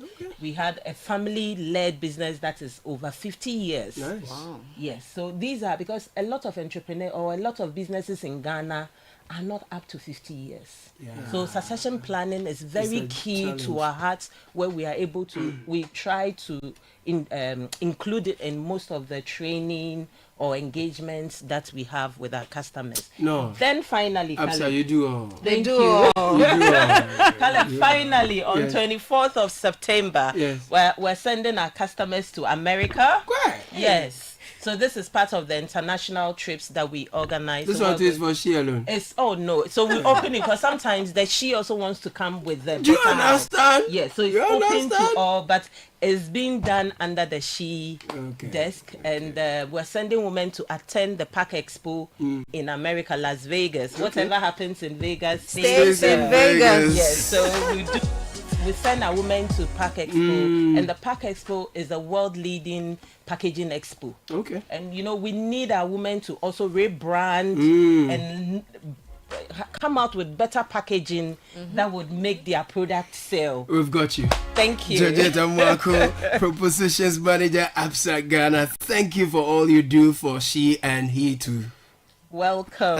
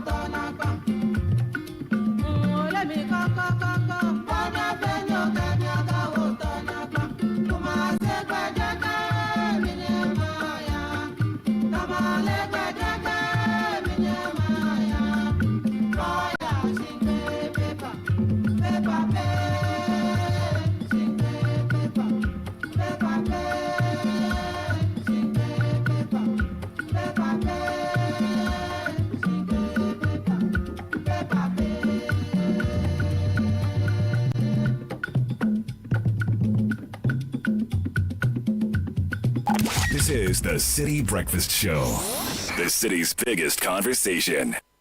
abusuafo ehiem enuanum edwendwen sene wo beye maame yi mensa ka 15,000 Ghana cedis efri ayofo ho busumi bia metua 15 cedis pe mede ne nyina eboa ya maame yi no mensuma je 10,000 Ghana cedis efri ayofo nchen medie 10 cedis na metua free me momo busumi bia menko ade misika na amao ayofo ne se amfa na se ye nyina na register ayo family cover no na wo kai last a wo de sika to wo momo so asa cheka crowd chese wontua wo ayo ntoboa no se wentua wo ayo family cover sika no busumi bia policy no enye adwuma enti hwese wo ni wadofo bambo no beye adwuma hwese sika bewo wo momo no so abri bia na wetumi etua busumi bia entem so pe ayo package a ebeboa wo nya bambo pa kai se nhihye kakra da ho we ye nhihye free Salam Alliance Life Insurance Ghana Limited. Ayo, because you care. We there for you and your family. Do you know what that is? It's the sound of me looking into my Nido 23 grams promo sachet for a code so I can win in the Nido Obatampa promo. Yes, the promo is back again. Bigger and better. Become one of the 5 lucky winners of a fully paid family getaway in Nido's Obatampa promo. Look inside your Nido 23 gram promo sachet for a code and dial *380*11# and follow the prompts for a chance to win big at Dipa Shimwampa. Nido, your love, their future. This advert is FDA approved. This promo is regulated by the NLA on the Caritas Lottery platform. T's and C's apply. Hot jobs. Tired of HR headaches? Simplify your business with Hot Jobs Africa. As your one-stop HR shop, we handle recruitment, labor outsourcing, expatriate management, consultancy services, and corporate trainings. Plus, we offer staff basing and 100% staff support to boost productivity. Don't let HR hassles hold you back. Contact Hot Jobs Africa today. Call us on 030-3980-362. WhatsApp us on 020-433-6004 or email info@hotjobsafrica.org. Visit our website www.hotjobsafrica.org. Hot Jobs Africa. Think HR, think Hot Jobs. Hot jobs. Charlie, parenting is no joke, so let's make it a little easier. The DC Back to School Discount Fair is bringing all the top suppliers of school items under one roof on the 29th, 30th, and 31st of August at the former Dansman Melcom behind Dansman Post Office. From 9 a.m. each day, you can get school bags, kids' shoes, books, electronics, stationery, water bottles, and everything your child needs at huge discounts of up to 50%. Yes, side attractions for kids include bouncy castles, cotton candy, popcorn, ice cream, and more. The DC Back to School Discount Fair is proudly sponsored by EcoBank and Enterprise Life with media support from Citi FM, Kantanka TV, and Springboard Studios. Call 026-222-0042 for details. This is the Citi Breakfast Show, the city's biggest conversation. The Citi Breakfast Show. Rise above the noise. West Africa. International.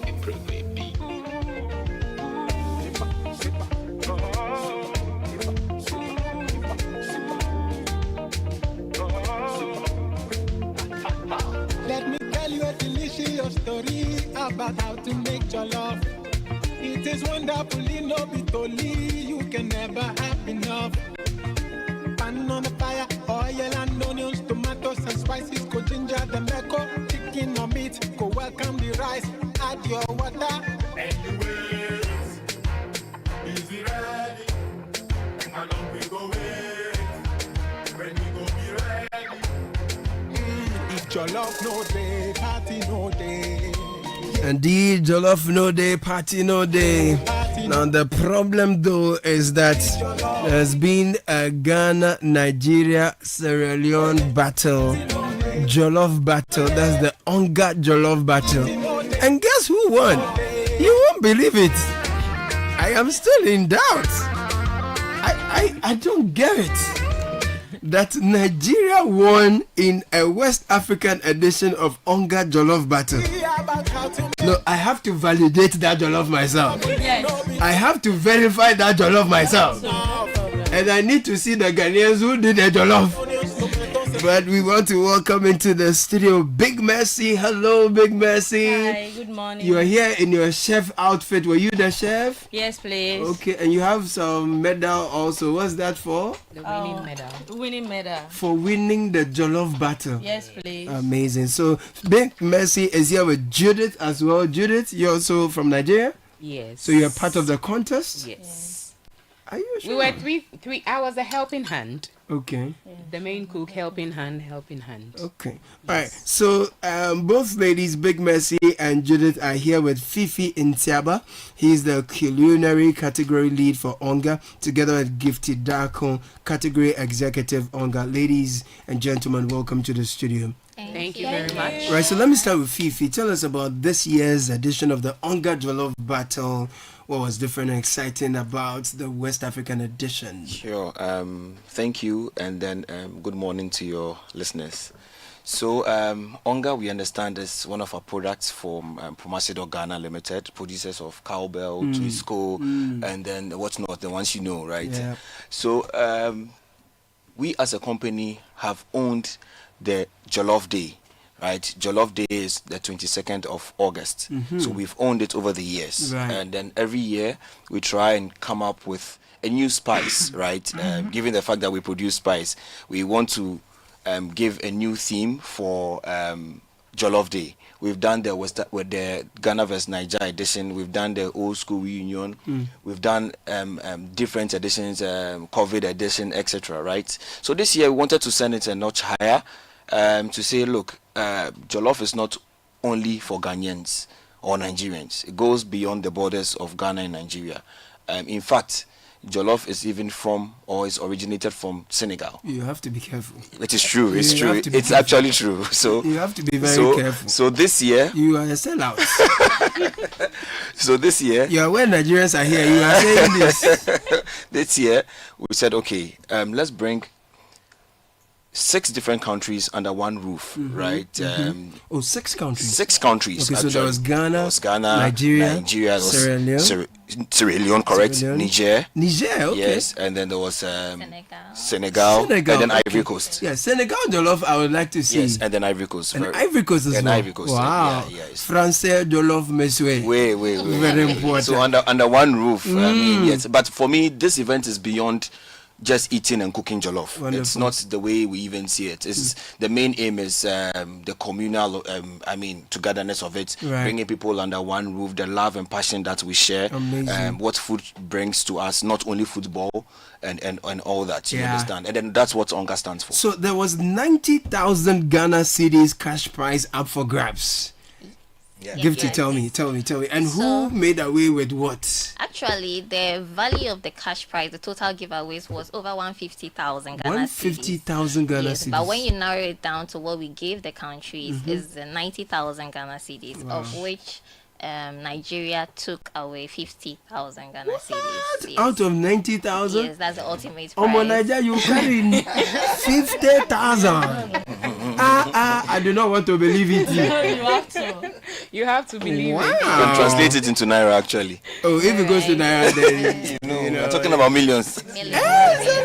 Almost 7 million. Almost 7 million naira. Yes. Cool, 7 million naira. Yes. Oh wow! Congratulations. Thank you so It's much. worth celebrating, isn't it? Yes. So, but beyond the Jollof rivalry, what bigger message does Onga want to communicate with this event? So we've seen a lot of comments. It's not like we want to penetrate other markets as a marketing strategy. No, Onga is present everywhere in Africa. Okay, Promacedo has its own entity in these countries already producing Onga for them.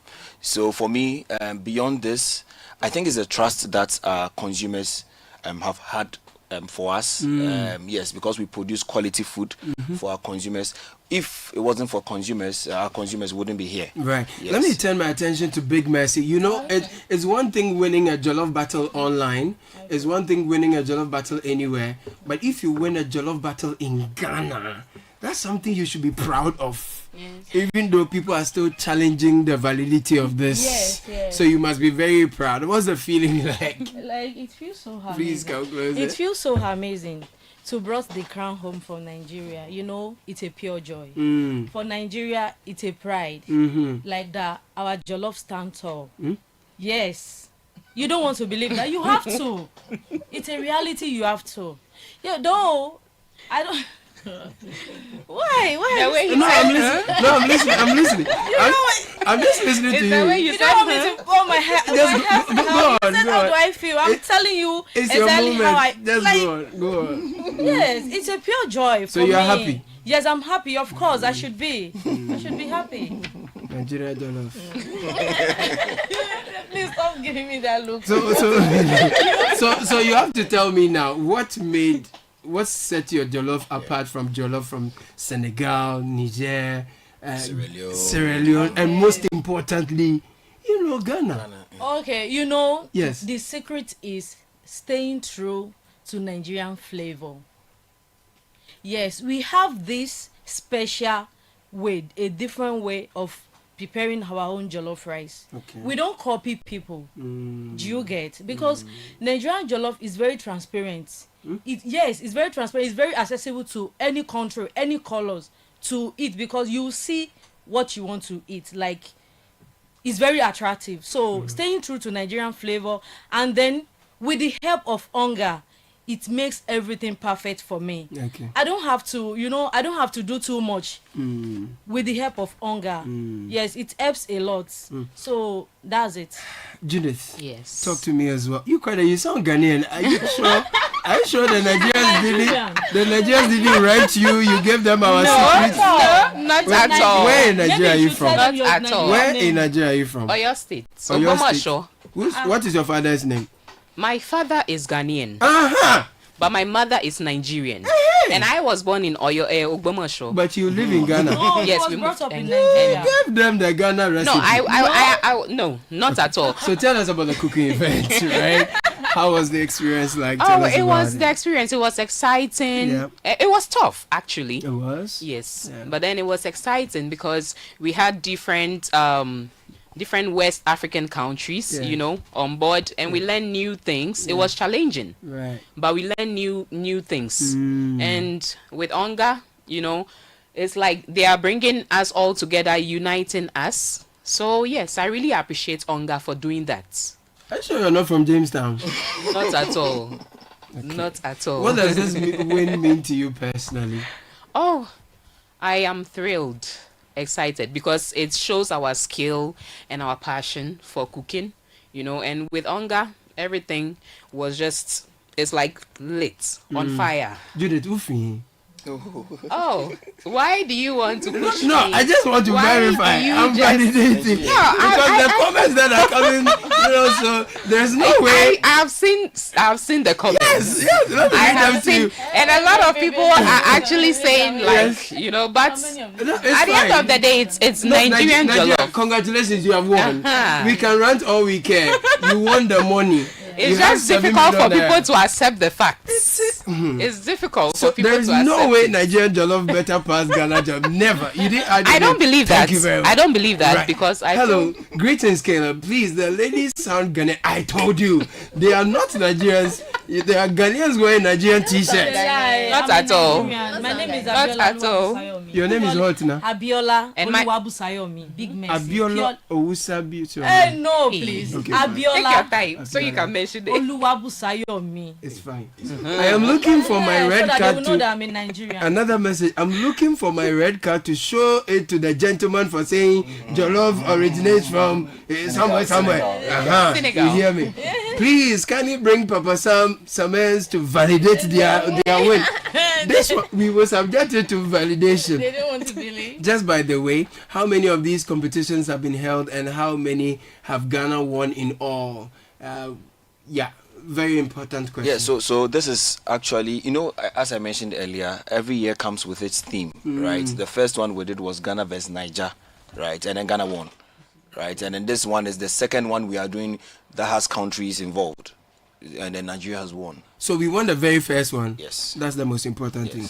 Okay. So let me take your final words, ladies and gentlemen, your final words. Judith, Big Mercy, Gifty, and then as well Fifi. Let me start with you. I just want to say a very big thank you to Onga Ghana for giving us this platform to show our skill and our talent, and with a helping hand, which is Onga. Onga is basically family in our kitchens. It's not just a brand to us. So we really appreciate Onga, and the victory is to our supporters. Congratulations. We love them and we appreciate them so much for all they did for us that day. Okay. Thanks. Well done. Big mercy. Okay, I would like to say a very big thanks to Onga Company for making this possible for us. Really appreciate. And I want to say something. There is something special about the Onga. You know, if you are using Onga,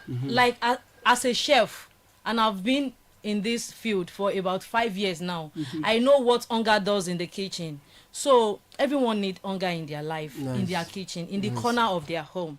So thank you, God bless you, and to everyone who supported us, this victory is for you. Very well. I'm sure your final words will be Ilele. So just to also clear the rumors about. Don't worry, we accept it. Exactly. But just know that we had judgments or verdicts from the crowd as well. Yes. Yes, the crowd also tasted, and then who were the judges? That one you tell me off air. Okay, I will tell you off air. No problem. Final words is about just Promacedo Ghana Limited, producing quality recipes for consumers. Nice. For Onga is just being consistent with us, and then thank you to our cherished users. Excellent. Gifty. So we just want to thank everyone that's been riding with the brand for over 20 years. We employ you to continue to ride with us. We have so many things in store for Ghanaians, so we appreciate you very much. You have to keep a sample of the winning Nigeria Jolof in your office. I know. You have to frame it for posterity to know that once upon a time Nigeria beat Ghana in a Jolof battle. Congratulations, ladies. Thank you so much. Thank you, Onga. Thanks for passing through. Thank you so much. Wonderful. It is wonderfully no be totally, you can never have enough. Pan on the fire, oil and onions, tomatoes and spices, go ginger, the meko, chicken or meat, go welcome the rice, add your water. Anyways, easy ready, and on we go wait, when we go be ready. If Jolof no day, party no day, yeah baby Jolof. Jolof no day, party no day. Yeah, baby, Jolof. If Jolof no day, party no day. Jolof no day, party no day. And if Momo Money Festival trained up, Momo Fest 2025 no day, Osuomo is not complete. Yes, we are having the Momo Money Festival train dubbed Momo Fest 2025 is hitting the Osuomo Festival. So join us for a shopping and musical experience from your favorite vendors and artists on Friday, 29th, Saturday, 30th of August 2025 at the forecourt of Osumanche Palace. Come and experience cashless market with over 50 top-tier vendors in Accra, up to 20% discount on goods and services on sale. You have a chance to win up to 10,000 Ghana cedis in the Momo Keteke game show. There's education and awareness on Momo fraud, amazing performances from your favorite artists, greatest performances from Medical, EL, King Jerry, DJ Lord, and many more. Oh, Kenneth, all you need to do to be part of this amazing fun fair is the all-new Momo app. Yes, the all-new Momo app. Download it and get a free pass to the event. Side attractions are many.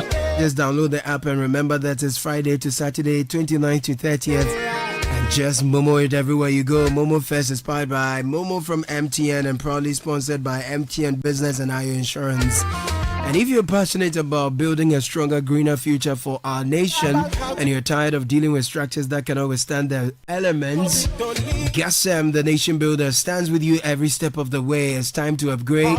We're introducing the all-new Gassam Eco Cool. This is not just any cement, it's made to overcome all your building and construction challenges while being sustainable and eco-friendly.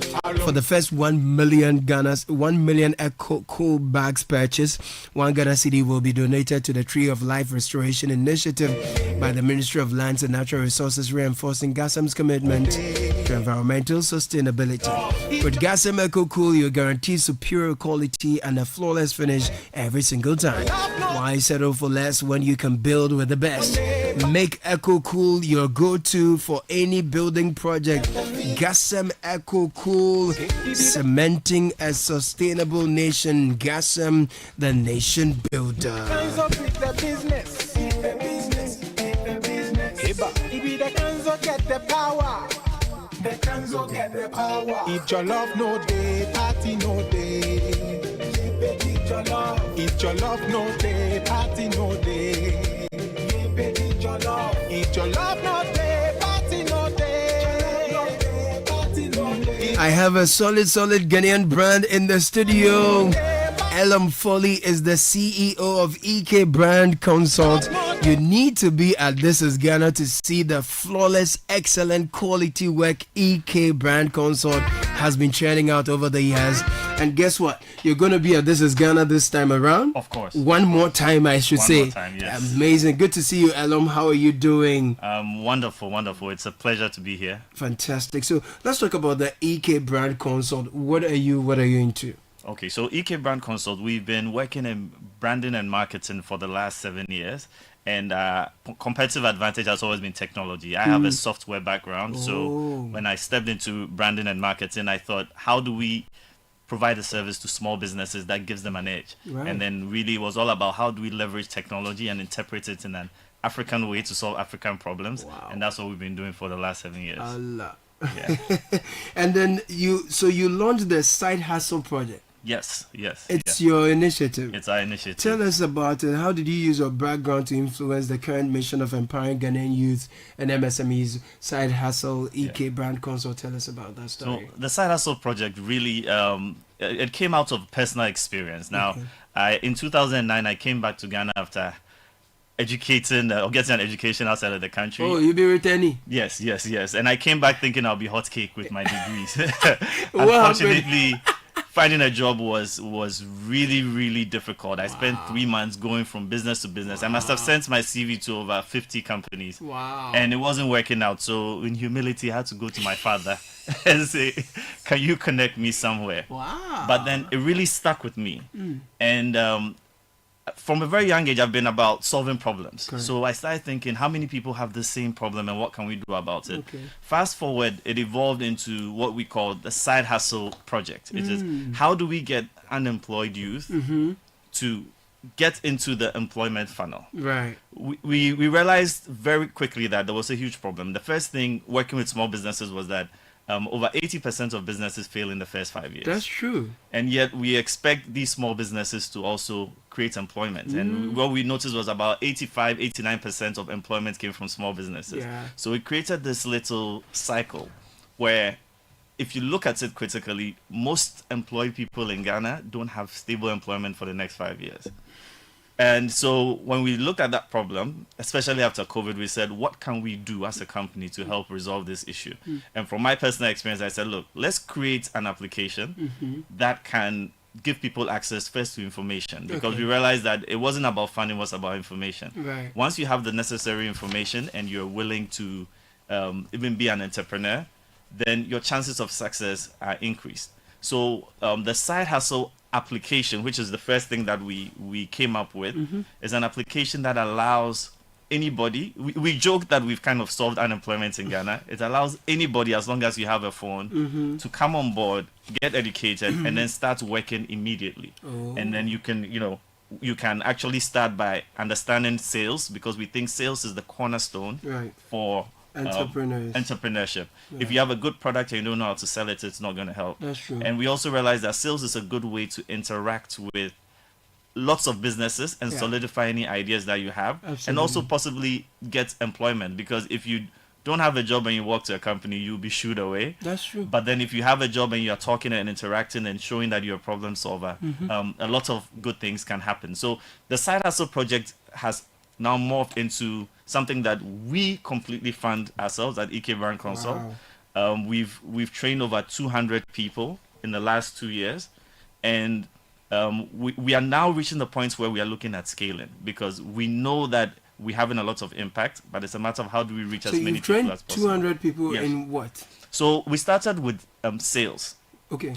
Initially, before we even brought it to the Side Hustle Project, it was what we called Empower Her. Okay. We were focused on female entrepreneurs immediately after COVID. Right. And we did some training for about 120 of them, specifically in sales. It was a full day training. Mm-hmm. And what we noticed was that it was great training, but the feedback we got was that our male counterparts felt left out. Mm-hmm. And we noticed that to have a strong society, we needed a little balance. So we had to sit back and say, how do we create the program so that it's all inclusive and it can reach a lot more people? So we started with the sales training, which I think is the basic. But as we focused on the unemployed, we thought we need to work with how do you convert ideas to innovation, and how do you start a business. So we've covered that as well. And then we've also worked with some partners strategically, because we noticed that in the space, there are some people doing amazing work. About 2 months ago, we were part of a project at the University of Ghana Business School, where we trained a bunch of young people on the business model canvas. And what we noticed was, and these were scientists and all kinds of great people, but what we noticed was that in explaining it to them using our system, within 2 hours we got brilliant ideas, and we got them excited about creating businesses on their own. So we've had conversations with a few brands since then. And what we're looking at is how do we scale up?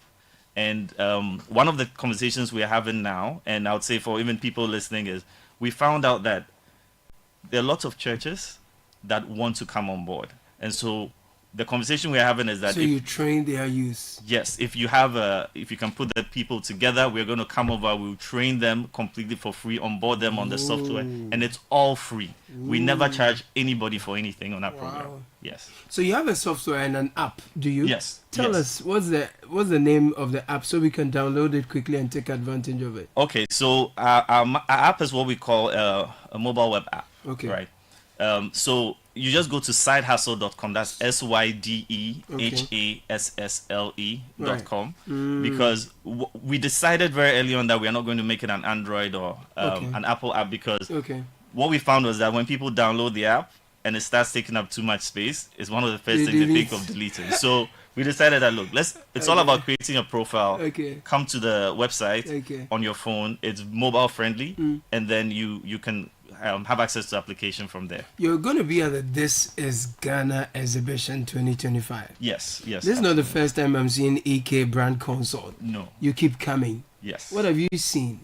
So for us, it starts off with the love for Ghana. And I think we really like the leadership that Citi has taken in terms of showcasing Ghanaian products and Ghanaian innovation. So the very first time, which was 2 years ago when we came on board, we were just honestly excited to be there. We didn't even have a plan of how we're going to communicate with people. We just wanted to be there and to be a part of it. We loved it. We saw, most importantly, energetic people who were trying to put their destinies in their own hands. And this year we've decided to come in stronger and to support. So one of the things that we want to do this time is that we want to take 10 entrepreneurs who would want to be part of our mentorship course. So this will be a 12-week program, completely free. We're going to start with 10. It's completely free. And then, of course, once we take you through all the courses that we think are important, we're also going to leave with an e-commerce website, completely free. And then you're also going to get 12 months of business consulting from EK Brand Consult, completely free. It's just going to be 12 weeks, so it's 3 months. We will meet once a week. But the idea is to not interrupt the day-to-day activities of these business people, because they are really trying to make a profit. And then based on that, we're going to see how we can expand that project. Wow, you do a lot of things for free. You're looking for 10 entrepreneurs, 12 weeks program, training them. They live with an e-commerce website, 12 months of business consulting, and all that for free. How do you get funding? So we fund these. So as a small company, we actually do okay, because we have clients that we've done a lot of work with, especially on the technology front. I was listening to your program earlier today, and I think you spoke about technology and how sometimes human beings are the reason why it doesn't have the necessary impact. But we work a lot in technology, so that gives us some funding. But we've also decided to focus a lot on research. So when we're doing things for free, although it's free, we have one eye on the future, because we think that there could be better solutions for entrepreneurship for our market, and it comes with research, and it's by working with people and understanding the issues that we are able to really solve the problem. So we have some funding from ourselves, but in working with people, we figure out a lot of things, and this is what we've also realized.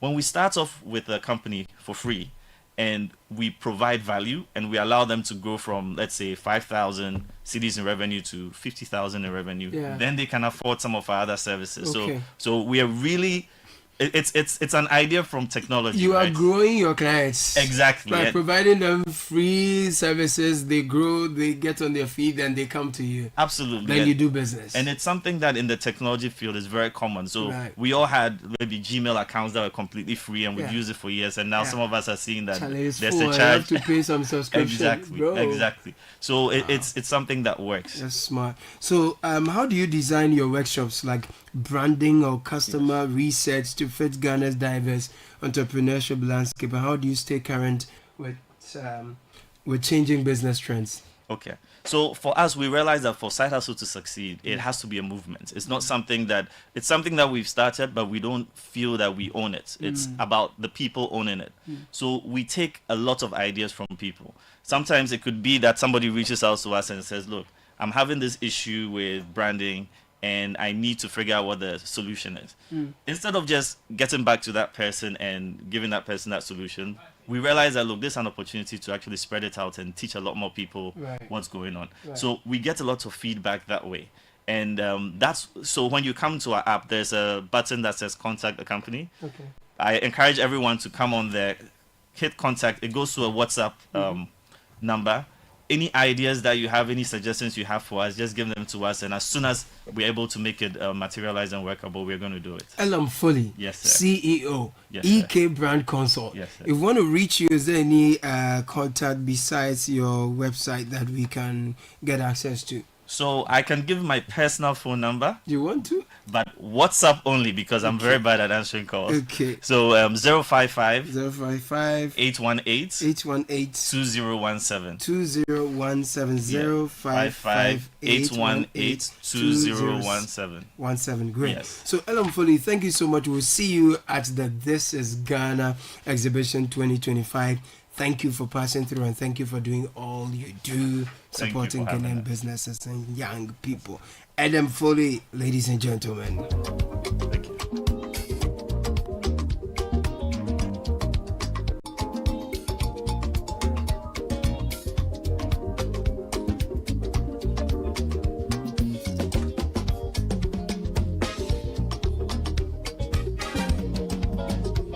Oh yeah, so it's happening.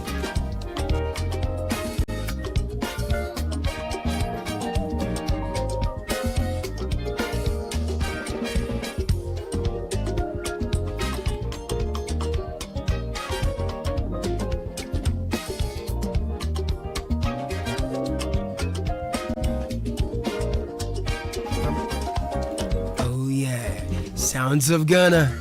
Experience Ghana like never before. Celebrate the very best of made in Ghana products and services at the This is Ghana exhibition 2025. From beautifully crafted traditional items to cutting-edge local innovations, two-day fair showcase Ghana's finest from SMEs, startups, research hubs, manufacturers to proudly homegrown brands across every sector. There is Kwampa and Chin Chin Band with electrifying performances Saturday 6th to Sunday 7th September 10 a.m. to 5 p.m. daily. F4 Sutherland Children's Park. 0205 973 973 is the number to call for enquiries and registration. This is Ghana Exhibition 2025, inspired by Channel 1 TV, CDFM, proudly sponsored by MTN, EcoBank, Side Hustle by EK Brand Consult, Ghana Enterprise Agency, Ghana Export Promotion Authority, and the Ghana Exim Bank, supported by Trillium Industrial Company Limited and Build Financial Services, Financial Technologies. If you're looking for land to buy a home, or you want to renovate, you are looking to go smart with your current space, or you are a construction company trying to scale up with the latest digital solutions for creating the ultimate in luxury design for modern living spaces, Don't miss the Graphic Greta Home Fair and Housing Dialogue. Accra Mall Food Court is where it's happening from the 28th to the 30th of August 2025, 10 a.m. to 7 p.m. each day. You will get to meet top vendors in housing, construction, decor, landscaping, and digital home solutions, all under one roof, ready to guide you and answer your questions you have. For more details, please call 0548 019572. Graphic Greta Home Fair and Housing Dialogue is powered by MTN everywhere you go. My name is Caleb Kuda. Many thanks for doing the listening. Sheba Araba Benning joins us with the news at 10. Good morning. Good morning, Caleb. Coming up, Controller and Accountant General to ensure prosecution of individuals involved in public sector salary irregularities, and Akwatia by-election in jeopardy as parliamentary